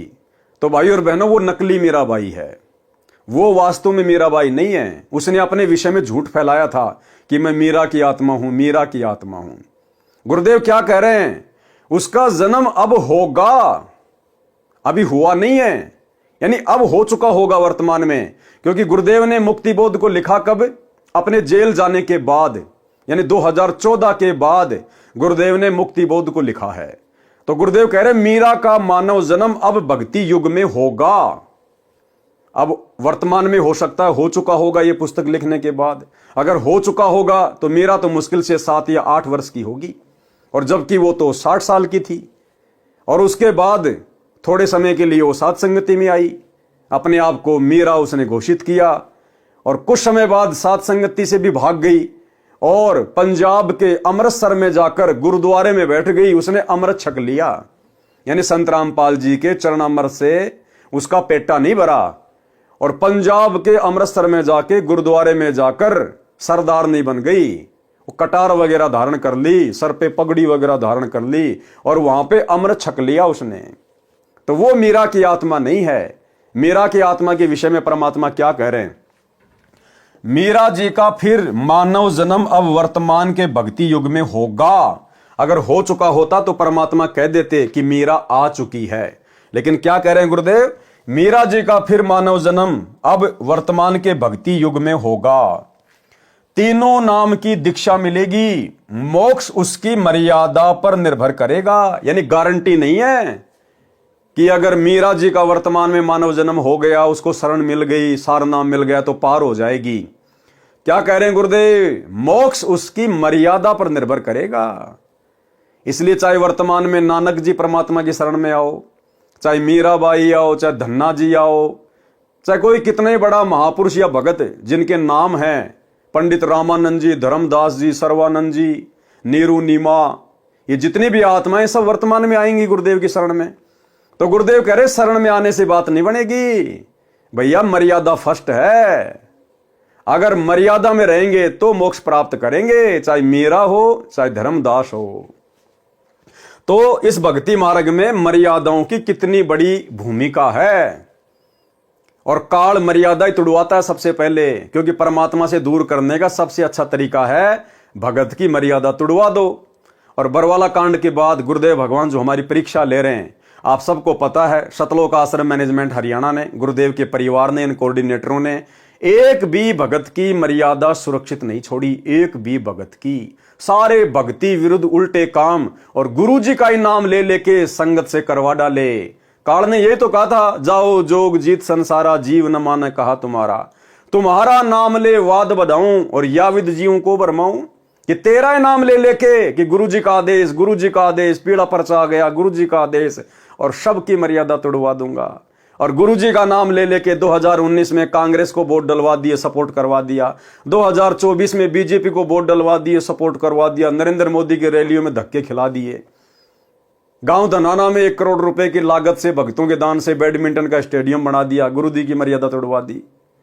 धनाना आश्रम में हॉस्पिटल का काम शुरू कर दिया 10 एकड़ में, जैसे आने वाले समय में सारे बीमार पड़ने वाले हैं।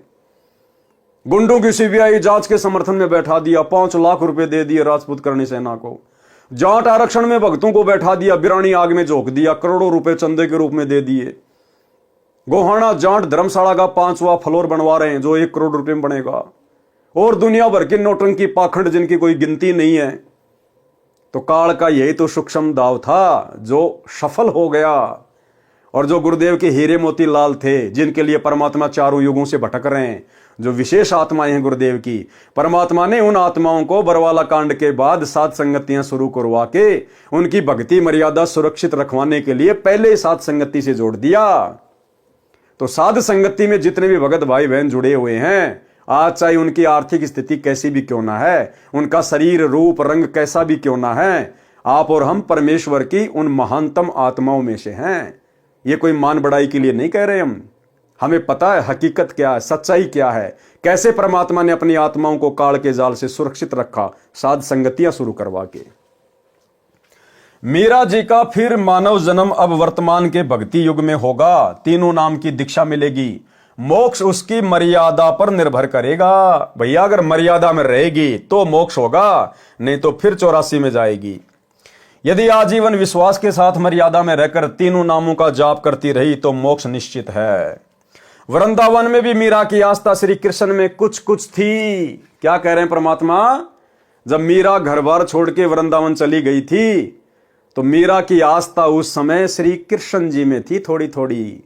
और भैया चाहे थोड़ी थोड़ी हो चाहे ज्यादा ज्यादा हो, परमात्मा कहते हैं 100 वर्ष सतगुरु की पूजा एक दिन आन उपासी, वो अपराधी आत्मा फिर पड़े काल की फांसी। तो मीरा की आस्था श्री कृष्ण जी में थोड़ी थोड़ी थी, इसलिए उसने वृंदावन में जाने का विचार किया था। जब मीराबाई राणा के अत्याचारों से तंग आकर घर त्याग गई थी तो उस क्षेत्र में अकाल मृत्यु, महामारी, अकाल दुर्भिक्ष की मार शुरू हो गई थी। यानी राणा ने एक भगत को सताया, एक भगत को परेशान किया, एक संतनी को दुखी किया। और एक भगत के दुखी करने मात्र से परमात्मा कितना नाराज होता है, कितना रुष्ट होता है। परमात्मा कहते हैं, कबीर मेरे साधु को यानी मेरे भगत को दुख ना दीजियो कोई, और संत दुखी तो मैं दुखी, मेरा आपा भी दुखी होए। हिरणाकुश उदर उदारिया हम ही मार्या कंस, और जो सतावेगा मेरे भगत को उसका खो दूंगा वंश। तो एक भगत के दुखी होने से परमात्मा कितना दुखी होता है। और राणा की नगरी में उसके बाद महामारी फैल गई, अकाल पड़ गया, दुर्भिक्ष पड़ गया, हाहाकार मच गया। और वर्तमान में भाई और बहनों, इसीलिए दास बार बार आप भाई बहनों को सचेत करता है। अभी अगर कुछ ऐसा नहीं हो रहा है तो इसका मतलब ये नहीं कि होगा नहीं। अरे वहां तो खाली एक भगत को, मीरा को दुखी किया गया, जिस कारण से राणा की नगरी में हाहाकार मच गया, महामारी और अकाल। और यहां वर्तमान में हरियाणा में उस पूर्ण ब्रह्म परमात्मा, अल्लाहों के अल्लाह, सर्वेश्वर महेश्वर को, सतगुरु रामपाल जी भगवान को, इस कबीर परमात्मा को दुखी किया गया है। और 2014 बरवाला कांड के बाद से वे कहां बैठे हुए हैं। सोचिए आने वाले विनाशकारी समय में, युग परिवर्तन के दौर में हरियाणा के ऊपर क्या बीतेगी, हरियाणा के ऊपर क्या बीतेगी। और विशेषकर जहां परमात्मा निवास करते थे जिला हिसार में, वहां क्या बीतेगी। इसलिए भाइयों और बहनों, परमात्मा कहते दिल्ली मंडल पाप की भूमा। ये जो दिल्ली मंडल के अंतर्गत यानी दिल्ली के अधीन जो क्षेत्र है, इसमें ये हरियाणा पड़ता है। तो सोचिए भाइयों और बहनों, जब एक मीरा को, एक भगत को दुखी करने के कारण उस राजा की नगरी में ऐसी हाहाकार मच सकती है, तो वर्तमान में तो सम्राट को दुखी किया गया है, सम्राट को परेशान किया गया है, ना पहचान कर, जानबूझकर बकवाद करके, उनके विचार ना सुनकर, उनके सत्संग ना सुनकर, काल प्रेरणा से। तो सोचिए आने वाले समय में इस सरकार का क्या होगा, उस प्रदेश के वासियों का क्या होगा, किस किस प्रकार की आपदाएं आएंगी, आपत्तियां आएंगी। और फिर समाधान क्या होगा, समाधान वही होगा जो राणा को फिर पंडितों ने बताया, ज्योतिषियों ने बताया। क्या, जब मीराबाई राणा के अत्याचारों से तंग आकर घर त्याग कर गई, तो उस क्षेत्र में अकाल मृत्यु, महामारी, अकाल दुर्भिक्ष की मार शुरू हो गई। ज्योतिषियों ने बताया कि आपके नगर से संत रुष्ट होकर चला गया है, जिस कारण से यह उपद्रव हो रहा है। समाधान बताया कि यदि वह संत जीवित मिल जाए और वापस मनाकर, क्या, वापस मनाकर प्रसन्न करके लाया जाए, वो संत अपने आप आए, उससे बात नहीं बनेगी। उस संत को मनाकर, प्रसन्न करके, मनाना क्या होता है, प्रसन्न करना क्या होता है, पैर पकड़ पकड़ के, चरणामृत बना के, धो धो के पीकर, रो रो कर, अपने आंसुओं से उनके चरण कमल धोकर, उनको मनाकर, उनको प्रसन्न करके वापस लाया जाए, तो तुम्हारी नगरी के हालात ठीक होंगे। तो आने वाले समय में भाइयों और बहनों, जो भी हरियाणा का राजा होगा, मुख्यमंत्री होगा, जो भी भारत का राजा होगा, जो प्रधानमंत्री होगा, राष्ट्रपति होगा, हिसार जेल में जाकर उस युग परिवर्तन के समय में, हाहाकार के समय में, हिसार जेल में जाकर सतगुरु रामपाल जी के पैर पकड़कर, चरण धोकर, नाक रगड़कर, घुटने टेक कर माफी मांगने से ये हालात देश और दुनिया के सुधरेंगे। तब जाकर लोगों की सांस में सांस आएगी। ये होगा, अवश्य होगा। ये परमात्मा धरती पे है। इन हालातों में कोई सतगुरु रामपाल जी को परमात्मा मानने वाला नहीं है। दुनिया ऐश कर रही है, मौज कर रही है, दुनिया को कोई कमी नहीं है। भगवान जेल में बैठा है, भगत उनके दुखी हो रहे हैं, आधे भगत बकवाद कर रहे हैं। तो यदि इसी प्रकार से सब कुछ चलता रहा, तो ना तो इस धरती पर कलयुग में सतयुग आएगा, और ना सतगुरु रामपाल जी भगवान हिसार जेल से बाहर आने। भाई ये तो भगवान है, और भगवान ने तो अपने आप को भगवान मनवाना है। गुरुदेव ने बताया कि जीव की आदत है हार नहीं मानता, और भगवान की आदत है हार मनवा के रहता है। तो आने वाले समय में क्या बीतेगी, ये आप और हम सबकी आंखों के सामने होगा।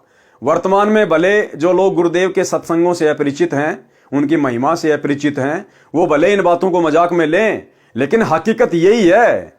जिस कल की भगवान को आजकल दुनिया यूट्यूब पे ढूंढ रही है, वो कल की भगवान हिसार जेल में बैठे हुए सतगुरु रामपाल जी परमात्मा है। कल्कि के दो मतलब हैं, एक होता है विष्णु का अवतार, वो तो लाखों साल बाद में आएगा, उसका तो वर्तमान में कोई लेन देन ही नहीं है। दूसरा कल्कि होता है कलयुग का भगवान, काल पर विजय प्राप्त करने वाला भगवान कल्कि। तो ये है वो कल्कि भगवान, रियल कल्कि, जो इस कलयुग में सतयुग लाएगा, युग परिवर्तन के दौर में जो देश और दुनिया बचाएगा। ये है वो कल्कि भगवान। और इस कल्कि भगवान को 2028 के आसपास, उससे पहले या उससे बाद में, मतलब जब भयंकर परिस्थितियां बदल जाएंगी, बिगड़ जाएंगी, बड़े बड़े देश भी हाथ खड़ा कर लेंगे, जो आज अपने आप को डेवलपमेंट कंट्री कह रहे हैं, हम तो विकसित देश हैं। जब उनके भी हाथ खड़े हो जाएंगे, भारत के तो बिसात ही क्या फिर।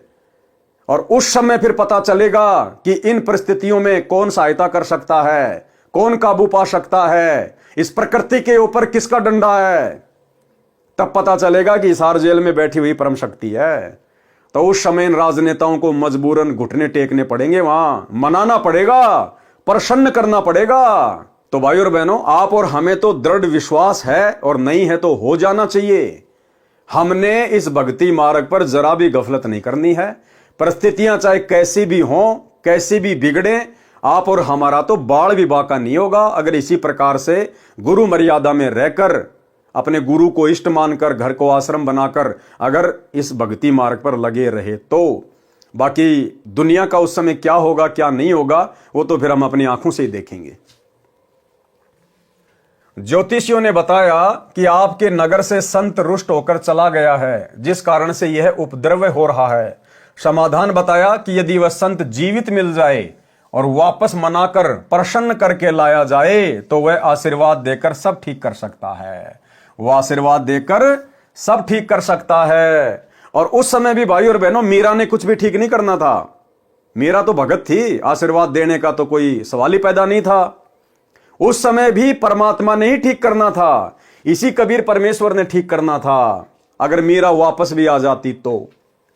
राणा ने अपने सभापतियों से प्रश्न किया कि ऐसा कौन संत था जो रुष्ट होकर चला गया, क्योंकि मीरा का देवर मीरा को कोई भगत थोड़ी मानता था। तो उसने कहा कि ऐसा कौन संत था जो रुष्ट होकर चला गया।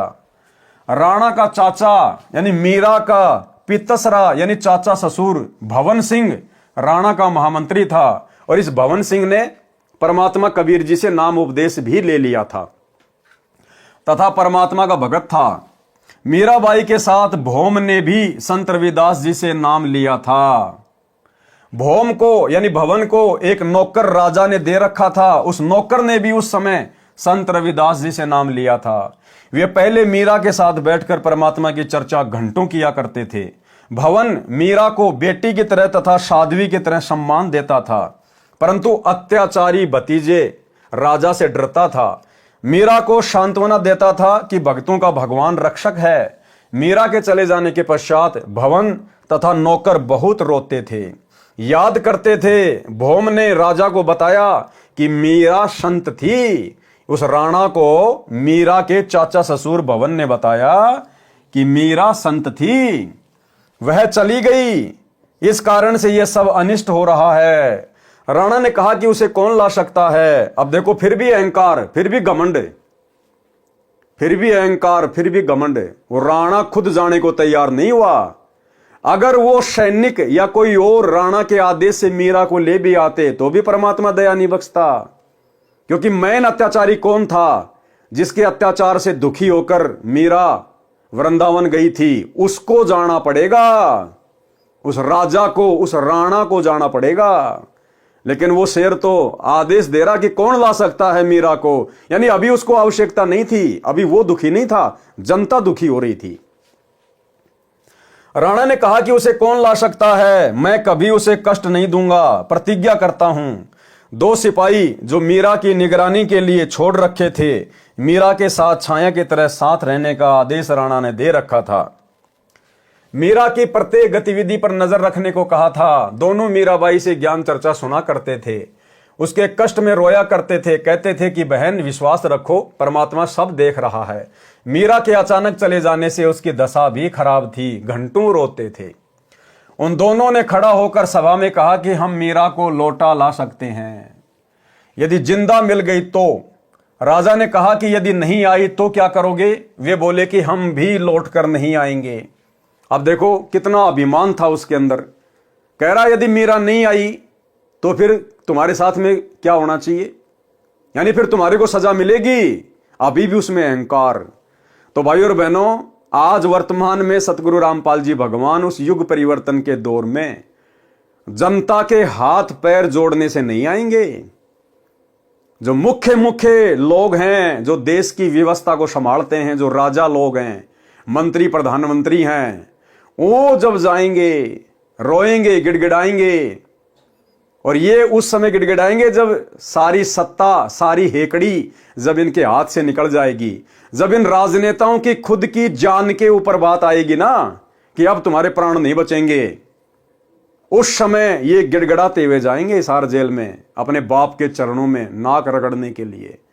और उस समय फिर परमात्मा विचार करेगा कि क्या करना है, क्या नहीं करना है।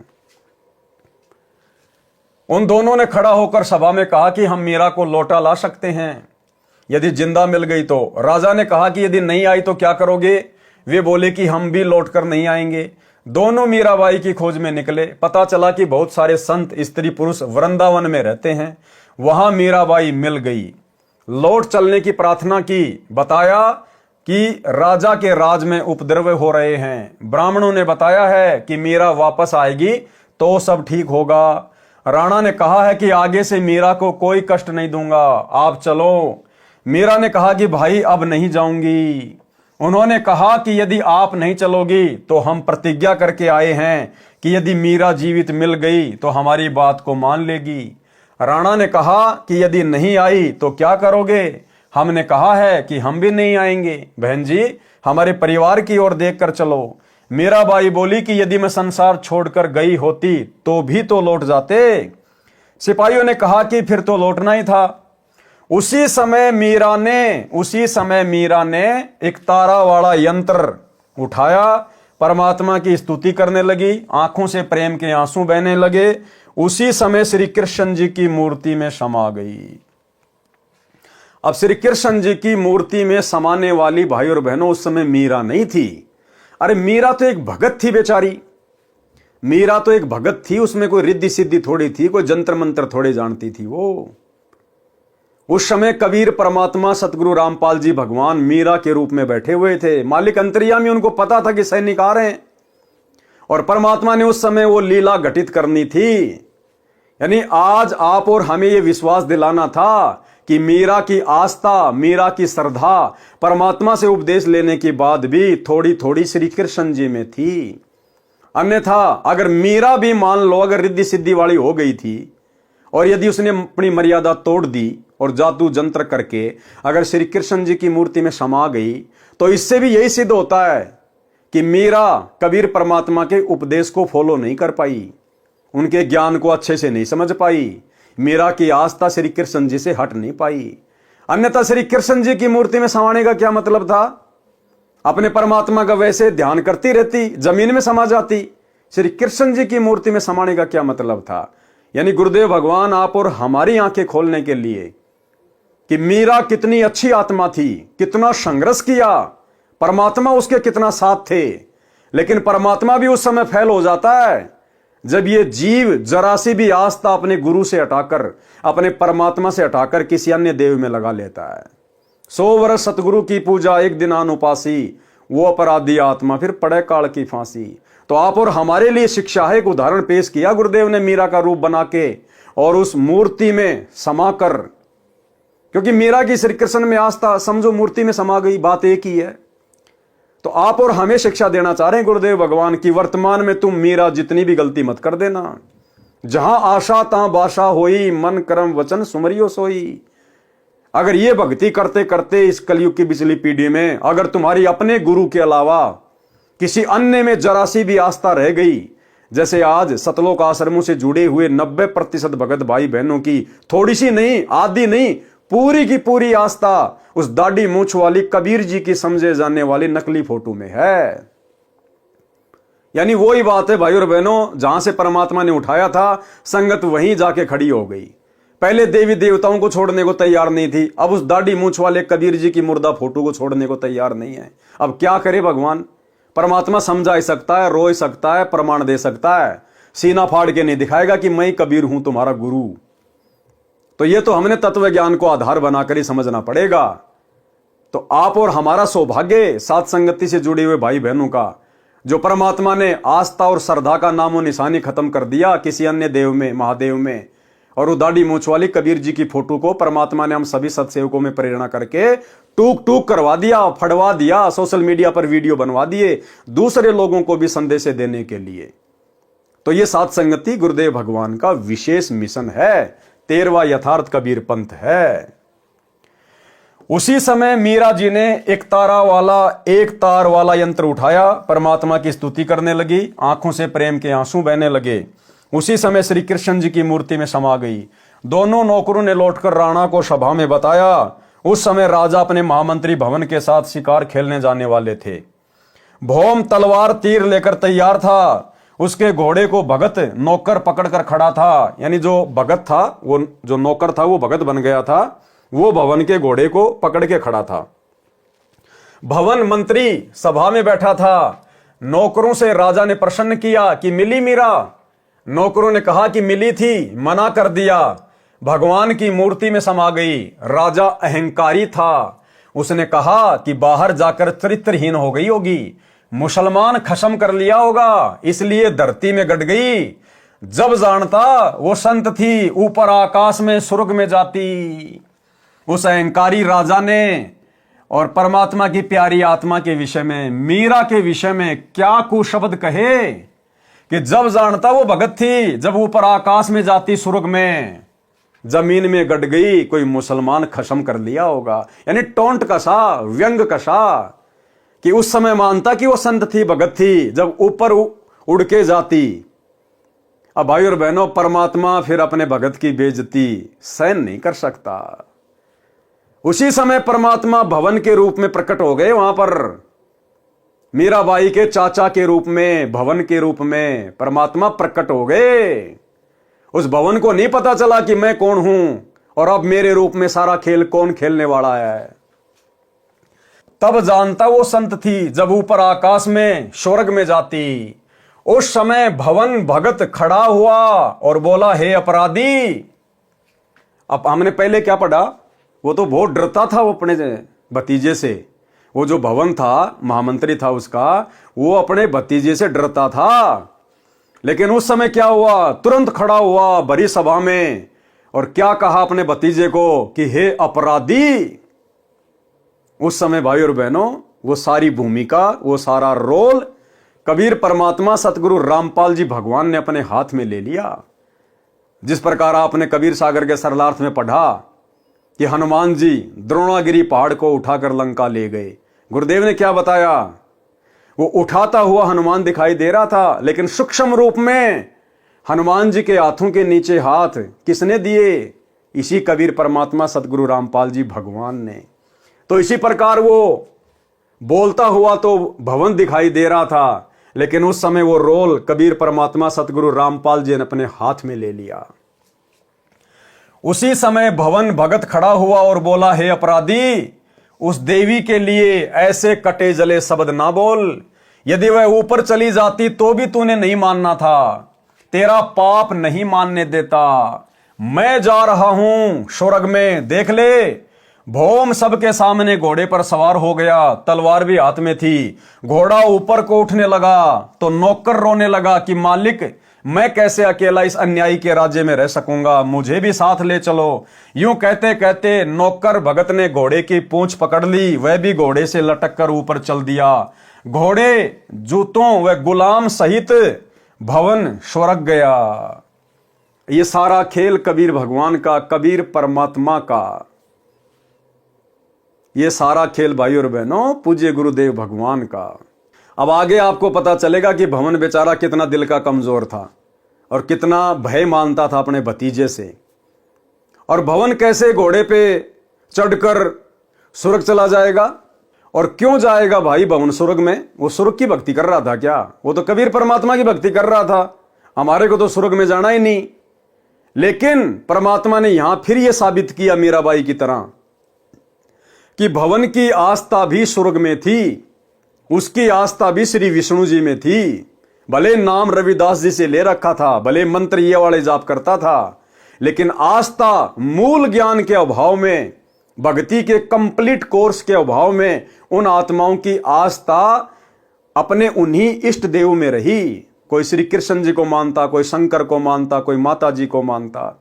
इसलिए परमात्मा ने आप और हमें शिक्षा देने के लिए ये उदाहरण पेश किया कि उनकी आस्था पूर्णतया परमात्मा में नहीं बनी थी, और जिसको टारगेट मान के वो भक्ति कर रहे थे, परमात्मा ने वहीं उनको पहुंचा दिया स्वर्ग में।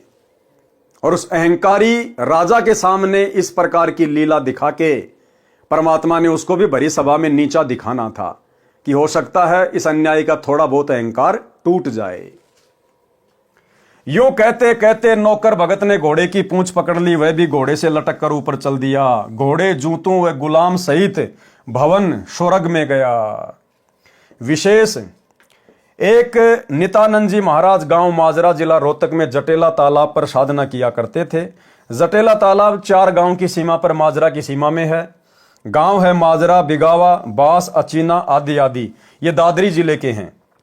उनके विषय में कहा जाता है कि वे सशरीर ऊपर गए हैं। वे श्री विष्णु जी के पुजारी थे। उनको ऊपर जाते किसी ने आंखों तो नहीं देखा, परंतु पूर्ण विश्वास यही है। संत गरीबदास जी स्पष्ट करना चाहते हैं कि श्री रामचंद्र के साथ सब अयोध्यावासी सुरग गए थे। राजा हरिश्चंद्र के साथ काशीवासी सब सुरग गए थे, परंतु जन्म मरण न तो श्री रामचंद्र जी का समाप्त हुआ, वे श्री कृष्ण रूप में जन्मे फिर मरे, न राजा हरिश्चंद्र का जन्म मरण समाप्त हुआ, वे 10वें अवतार के रूप में आगे जन्म लेंगे। करोड़ों व्यक्तियों को मारकर कोरे पाप इकट्ठे करेंगे, नरक में गिरेंगे। नित्यानंद जी तथा भौम जैसों की गिनती क्या की जाए। केवल कबीर परमात्मा की सत्य साधना 3 बार दीक्षा वाली अधिकारी से लेकर करने से जन्म मरण सदा के लिए समाप्त हो जाता है। वर्तमान में मेरे यानी संत रामपाल के अतिरिक्त विश्व में किसी को 3 बार की दीक्षा देने का अधिकार नहीं है। ये वीडियो के माध्यम से मेरा इलेक्ट्रॉनिक शरीर हजारों वर्ष कलयुग में दीक्षा देगा। अरब खरब मानव स्त्री पुरुष जो दीक्षा लेकर मर्यादा में रहकर आजीवन भक्ति करेंगे तो मोक्ष में कोई शंका नहीं है। भवन मंत्री भगत की रक्षा परमात्मा ने की।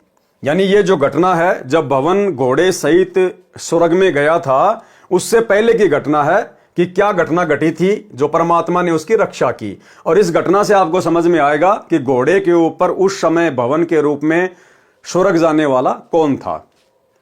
भवन मंत्री भगत की रक्षा परमात्मा ने की। भगत भवन महामंत्री था, राजा का चाचा था तथा बहुत वफादार था। राणा अपना चाचा होने के नाते तथा निष्कपट से सेवा करने के कारण भवन पर बहुत विश्वास करता था। भवन को परमात्मा पर पूर्ण विश्वास था। एक अन्य मंत्री चाहता था कि मैं महामंत्री बनूं तो सब कमांड मेरे हाथ में आ जाए। अब महामंत्री भवन के अधीन रहना पड़ता है, वह जो कहता है वही करना पड़ता है, मेरी नहीं चलती। राजा के सामने महामंत्री भवन की निंदा करता रहता था, परंतु राजा को विश्वास नहीं हो रहा था कि मेरे चाचा मेरे विरुद्ध चल सकता है या मेरे राज्य को हड़पना चाहता है। परंतु दुष्ट मंत्री को चैन नहीं था। राजा महामंत्री भवन को शिकार करने के समय या किसी अन्य शहर में जाना होता था तो सदा साथ रखता था। शिकार करने जाते थे, भवन जीव नहीं मारना चाहता था, परंतु राजा को नाराज भी नहीं करना चाहता था, इसलिए काठ की यानी लकड़ी की तलवार बनाकर लोहे की म्यान में डाल रखी थी। बाहर से तो तलवार तेज धार वाली लगती थी, अंदर लकड़ी का टुकड़ा था। भवन शिकार के समय राजा से दूसरी ओर घोड़ा दौड़ा ले जाते थे, कोई जीव हिंसा नहीं करते थे। भवन का परमात्मा पर अटूट विश्वास था। जो भी कार्य गलत होता तभी कहते कि परमात्मा जो करता है अच्छा करता है। अच्छा हुआ, अच्छा हुआ। किसी ने मंत्री को बताया कि भवन महामंत्री ने काठ की तलवार ले रखी है, कहता है कि जीव हिंसा नहीं करनी चाहिए। चापलूस मंत्री ने भवन के पीछे से उसकी तलवार देखी, वास्तव में लकड़ी की थी। 1-2 को और दिखाई, 3-4 ने आंखों देखी। चापलूस मंत्री ने सबसे कहा कि भवन अपने भतीजे को मरवाना चाहता है, स्वयं राज्य चाहता है। भाइयों, मेरे साथ राजा के पास चलो। मंत्री अपनी मंडली को लेकर राजा के यहां पेश हुआ। सबने एक सुर में कहा कि राजन, हम आंखों देख कर आए हैं, भवन आपका रक्षक नहीं है, आपको धोखा दे रहा है, काठ की तलवार ले रखी है, आप स्वयं मंगा कर देखें, हम पर विश्वास ना करें। देखो भाई और बहनों, जब भगत की नीयत सच्ची होती है ना, अब भुवन ने वो काठ की तलवार क्यों रखी? अपने भतीजे को मरवाने के लिए नहीं, उसका राज्य हड़पने के लिए नहीं। भगत की ठोकर पर रहता है राज्य। भगत राज्य का भूखा नहीं होता, थूकता भगत इंद्र के राज पे भी। भवन का मकसद था कि जब इसके साथ मैं शिकार पे जाता हूं तो मेरे हाथों से कोई जीव हत्या ना हो जाए, परमात्मा की मर्यादा ना टूट जाए। इसलिए वो काठ की तलवार रखता था कि अगर राजा के सामने अगर किसी जीव को मारना भी पड़ गया तो काठ की तलवार मारूंगा तो जीव मरेगा नहीं, बेहोश हो जाएगा, फिर उठ के भाग जाएगा। इस प्रकार से वो काठ की तलवार रखा करता था। लेकिन उस महामंत्री को मौका मिल गया, उसको किसी ने बता दिया, महामंत्री ने अपनी आंखों देख लिया, 2-4 को और दिखाई उसकी तलवार उसके पीछे से, और राजा के वहां जाकर चुगली खा ली कि ऐसे ऐसे आपका चाचा आपको मरवाना चाहता है, काठ की तलवार रखता है। तो राजा ने सबको बुला लिया, सबकी तलवार चेक करने के लिए, और भवन भी सभा में आ खड़ा हुआ, भवन को पता नहीं। और जब राजा ने कहा कि सब अपनी अपनी तलवार चेक करवाओ, किसकी तलवार में कितनी धार है। अब भवन क्या करे बेचारा, बीच से निकल के जा नहीं सकता। अब हक्का बक्का रह गया कि भाई आज तो तेरी मृत्यु निश्चित है, ये दुष्ट आज तेरी गर्दन काटेगा, आज ये तलवार चेक कर रहा है और तेरी तलवार तो लकड़ी की है। तो भाई और बहनों, जब परमात्मा देख लेता कि भगत की नीयत सही है, तो परमात्मा फिर अपने भगत को मरने नहीं देता, उसकी बेइज्जती नहीं होने देता। सो छल छिद्र मैं करूं अपने जन के काज। राजा ने कहा कि यदि भवन की तलवार काट की मिली तो सबके सामने उसकी गर्दन काट दूंगा। राजा ने सब मंत्री तथा महामंत्रियों को आदेश दिया कि दूसरे शहर में जाना है। सब अपने अपने अस्त्र शस्त्र लगाकर आधे घंटे में तैयार होकर ड्योढ़ी द्वार पर हाजिर हो। सब अपनी अपनी तलवार व अन्य शस्त्र लेकर ड्योढ़ी द्वार पर खड़े हो गए। राजा आए और बोले, सब मंत्री महामंत्री तथा अन्य अंगरक्षक अपनी अपनी तलवार लेकर एक लाइन में खड़े हो जाएं। ऐसे ही हो गया। राजा प्रत्येक के पास जाकर कहे कि अपनी तलवार की धार चेक कराओ, तुमने धार ठीक से बनवा रखी है कि नहीं। यानी डायरेक्ट तो अपने चाचा को कह नहीं सकता, तो उसने ये बहाना बनाया। सबकी तलवार लोहे की थी। जब भवन का नंबर आया तो भवन को लग रहा था कि चंद मिनटों का जीवन शेष है, परमात्मा को याद कर लूं। भवन ने देखा कि आज बात बिगड़ गई है, अब ये दुष्ट तेरी गर्दन काटेगा। तेरा तो थोड़े बहुत समय का जीवन है, जब तक नंबर तेरा नहीं आता तलवार चेक करने का। और आंखें बंद करके अपने भगवान को याद करने लग गया। अब सोचो भाई और बहनों, अरे जो भवन घोड़े सहित, नौकर सहित और अपनी रिद्धि सिद्धि शक्ति से स्वर्ग में जा सकता है उड़ के, क्या वो काठ की तलवार को लोहे की नहीं बना सकता था अपनी रिद्धि सिद्धि से? तो अब आपको समझ में आ जाना चाहिए भाई और बहनों कि उस समय भवन के रूप में वो लीला किसने की थी, घोड़े पर बैठकर स्वर्ग जाने की। राजा प्रत्येक के पास जाकर कहा कि तलवार की धार चेक कराओ, तुमने धार ठीक से बनवा रखी है या नहीं। सबकी तलवार लोहे की थी। जब भवन का नंबर आया तो भवन को लग रहा था कि चंद मिनटों का जीवन शेष है, परमात्मा को याद कर लूं। भवन परमात्मा का नाम जो गुरुजी से ले रखा था जाप करने लगा।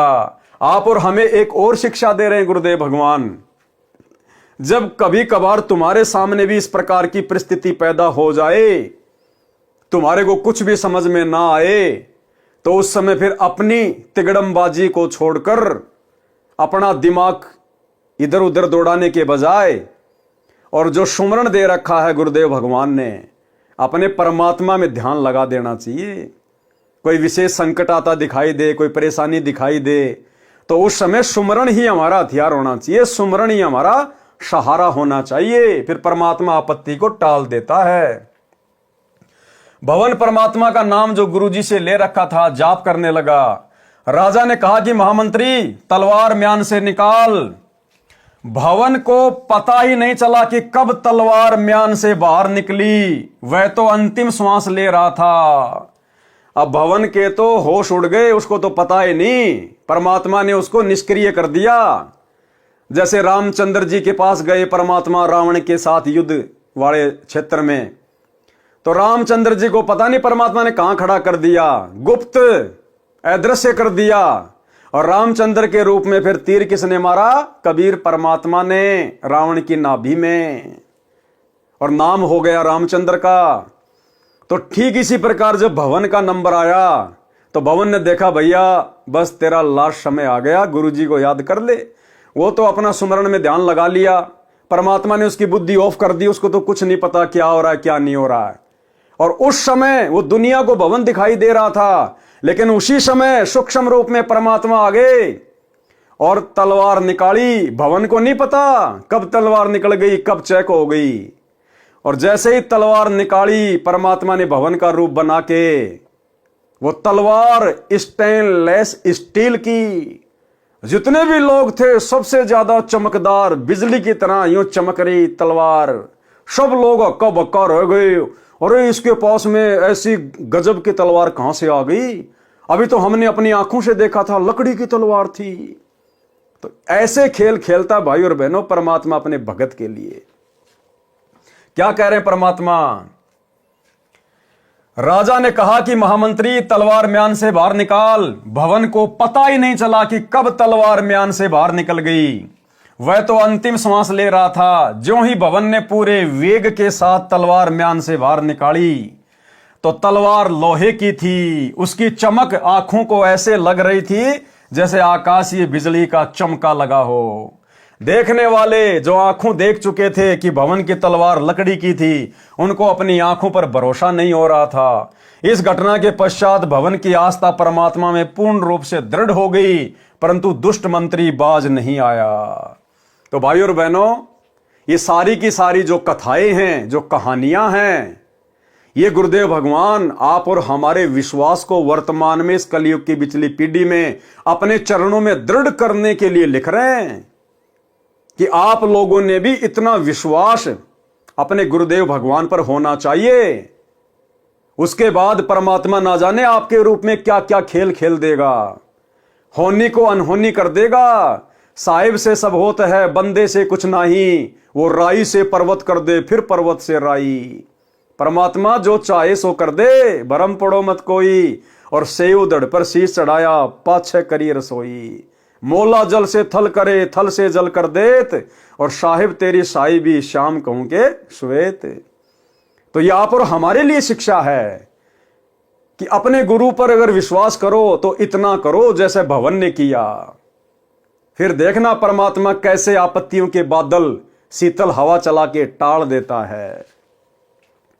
परंतु दुष्ट मंत्री बाज नहीं आया। लेकिन जो मंत्री था, जो महामंत्री बनना चाहता था भवन को हटवा कर, वो अपनी हरकतों से बाज नहीं आया।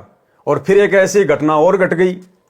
परमात्मा जो करता है अच्छा करता है। परमात्मा इस घटना के माध्यम से भी हमें यह संदेशा देना चाहते हैं कि भगत के जीवन में भक्ति करते करते समय चाहे कैसे ही ओछी मंदी घटना घटित क्यों ना हो जाए, वो भगत के लिए बहुत हितकारी है, लाभकारी है। क्योंकि भविष्य का सतगुरु को पता होता है, हमें पता नहीं होता। तो भगत ने कभी भी अपने आप को कमजोर नहीं पड़ने देना। चाहे कैसे भी टाइम पास हो रहा है, चाहे छोटी मोटी कोई आपत्ति भी क्यों ना आ जाए, भक्ति करते करते परमात्मा पहाड़ जैसी आपत्ति को हल्के में टाल रहा होता है। उनका ऑपरेशन बैकग्राउंड में चालू रहता है। परमात्मा जो करता है अच्छा करता है। एक दिन राजा व महामंत्री और मंत्री कहीं जाने की तैयारी में खड़े थे। राजा मंत्रियों से बातें भी कर रहा था तथा तलवार को निकालकर उसकी धार देखने लगा। बातों में व्यस्त होने के कारण राजा को ध्यान नहीं रहा। उसकी दाएं हाथ की उंगली कटकर दूर गिर गई। राजा को जोर की पीड़ा हुई। महामंत्री बोला, कौन महामंत्री? भवन। महामंत्री बोला कि अच्छा हुआ, जो होता है अच्छा ही होता है। परमात्मा जो करता है अच्छा ही करता है। उस दिन राजा को लगा कि वास्तव में महामंत्री के मन में दोष है, ये मेरा अहित चाहता है। चापलूस मंत्री को मौका मिल गया। राजा के लिए वैद्य बुला कर लाया। कहने लगा कि हे राजन, देख लिया आपने, सुन लिया अपने कानों से। राजा ने आदेश दिया कि महामंत्री को जेल में डाल दो। चापलूस मंत्री को महामंत्री बना दिया। 6 महीने में राजा की उंगली का जख्म भर गया। राजा के दाएं हाथ में केवल 3 अंगुलियां थी। नए महामंत्री को साथ लेकर राजा शिकार करने गया। जंगल में शिकार के पीछे घोड़ा दौड़ा रखा था। राजा तथा महामंत्री दोनों सेना से दूर गहरे जंगल में चले गए। आगे कुछ जंगली व्यक्ति मिले। उन्होंने दोनों को घेर लिया तथा पकड़कर रस्सों से बांधकर घर पर ले गए। जंगली व्यक्तियों ने देवी को नर बलि चढ़ाने का संकल्प कर रखा था। पुरोहित को बताया कि दोनों व्यक्ति पकड़कर लाए हैं। पुरोहित ने कहा कि अच्छी बात है, दोनों की बलि चढ़ा देंगे, देवी अधिक प्रसन्न होगी। परंतु जांच करो कि इनका कोई अंग भंग ना हो। जांच करने पर पाया कि एक व्यक्ति की एक अंगुली नहीं है, कटी हुई है। पुरोहित बोला कि जिसकी अंगुली कटी है उसे जाने दो, वह बलि के योग्य नहीं है। दूसरे को तैयार करो। देखते ही देखते चापलूस मंत्री का सिर काटकर पत्थर की मूर्ति पर चढ़ाकर फिर पकाकर खाने के लिए ले जाने लगे। राजा तेजी से भागा, सीधा कारागार में गया, यानी जेल में गया। वहां महामंत्री बंद था। उसे कैद मुक्त किया तथा आप बीती बताई और कहा कि आप ठीक कह रहे थे कि जो होता है अच्छा ही होता है।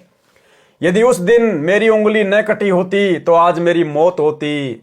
राजा ने महामंत्री से प्रश्न किया कि मेरी उंगली कटी तो मेरी जान बची, मेरे लिए तो अच्छा हुआ, परंतु आपको 6 महीने की कैद का कष्ट भोगना पड़ा, आपके लिए क्या अच्छा हुआ? तो महामंत्री ने कहा कि 6 महीने की कैद से मेरी भी जान बच गई। यदि मैं कैद में ना होता तो आपके साथ जंगल में जाता, उस मंत्री की जगह मेरी बलि चढ़ती। राजा ने अपनी गलती की क्षमा याचना की, उसे अपना पुनः महामंत्री बनाया। यानी जो परमात्मा करता है भगत के साथ में वो अच्छा ही होता है। देखो, जगत वालों को तो जैसे उनके जो कर्म हैं उस हिसाब से उनके साथ घटनाएं घटित होंगी। सतगुरु के शरण में आने के बाद भगत के साथ यदि कोई घटना घटित होगी तो फिर परमात्मा उसकी परीक्षा के लिए, उसके विश्वास को बढ़ाने के लिए, या पहाड़ जैसी आफत को परमात्मा हल्के में टाल रहा होगा। तो हमने केवल विश्वास के साथ अपनी भक्ति पर लगे रहना होता है। आत्मज्ञान बिना नर भटके, यानी मीराबाई के साथ क्या घटना घटित हुई जब वो राणा की नगरी को छोड़कर वृंदावन को जा रही थी। आत्मज्ञान बिना नर भटके। आत्मज्ञान क्या होता है? मैं कौन हूं, क्यों जन्म रहा हूं, क्यों मेरी मृत्यु होती है, मरने के बाद कहां जाऊंगा, इस मनुष्य जीवन का क्या मकसद है, ये सारी बातें हैं आत्मज्ञान। जब बहन मीरा जी घर त्याग कर जा रही थी तो रास्ते में कुछ व्यक्ति एक गुफा के द्वार के सामने बैठे थे। मीराबाई ने उनसे वहां इकट्ठे होने का कारण जाना तो बताया कि इस गुफा के अंदर एक महात्मा रहता है, वह कभी कभी बाहर आता है, जिसको दर्शन हो जाते हैं उसका कल्याण हो जाता है, परंतु महिलाओं को दर्शन नहीं देते। मीराबाई ने कहा कि मैंने तो सुना है कि पुरुष तो एक परमात्मा ही है, अन्य तो शरीर बदलकर स्त्री पुरुष बनते रहते हैं। यदि कोई दूसरा पुरुष पृथ्वी पर है तो मैं उसके दर्शन करके ही जाऊंगी। महात्मा का विशेष सेवक था, केवल वह गुफा में जा सकता था। सेवक से महात्मा पता कर लेता था कि कोई स्त्री तो बाहर नहीं बैठी है। सेवक ने बताया कि एक साध्वी आई है, वह कहती है कि मैं तो दर्शन करके ही जाऊंगी। महात्मा बाहर आया। मीराबाई ने कहा कि महाराज, मैं जानना चाहती हूं कि इस 5 तत्व के बने मानव शरीर में स्त्री तथा पुरुष के तत्व में क्या अंतर है? केवल एक पुरुष है, परमात्मा। आप अन्य पुरुष कैसे हो? आत्मा शरीर धारण करती है, नर मादा का अभिनय करती है। और जब मीरा ने उस महात्मा को सत उपदेश दिया, ज्ञान समझाया जैसा कि उसको परमात्मा से प्राप्त था, उसके बाद में उस महात्मा जी की आंखें खुली और उस महात्मा जी ने भी मीराबाई के साथ में जाके संत रविदास जी से नाम उपदेश लिया और अपना आत्म कल्याण करवाया। तो भाई और बहनों, मीराबाई की कथा से, गुरुदेव भगवान के आशीर्वाद से आप और हमें भक्ति मार्ग पर दृढ़ता के साथ में और संघर्ष करते हुए आगे बढ़ने की प्रेरणा मिलती है। और इसी प्रकार से हमने इस कलयुग की बिचली पीढ़ी में इन तमाम कथाओं से शिक्षा लेकर अपने आप को कमजोर नहीं पड़ने देना है, क्योंकि हमारे बैकग्राउंड में, हमारी पीठ पीछे समर्थ कादर भगवान, सतगुरु रामपाल जी भगवान लोहे की तरह खड़े हैं, लोहे की तरह। अगर मर्यादा में रहकर इस भक्ति मार्ग पर टिके रहे तो भाई और बहनों, आज के वीडियो में केवल इतना ही। कल रात्रि 8 बजे सभी भाई बहन फिर से लाइव जुड़िए एक नए वीडियो के साथ में। तब तक गुरुदेव भगवान आप और हम सभी को आज्ञा दे, इजाजत दे, आशीर्वाद दे। बंदी छोड़ सतगुरु रामपाल जी भगवान की जय हो।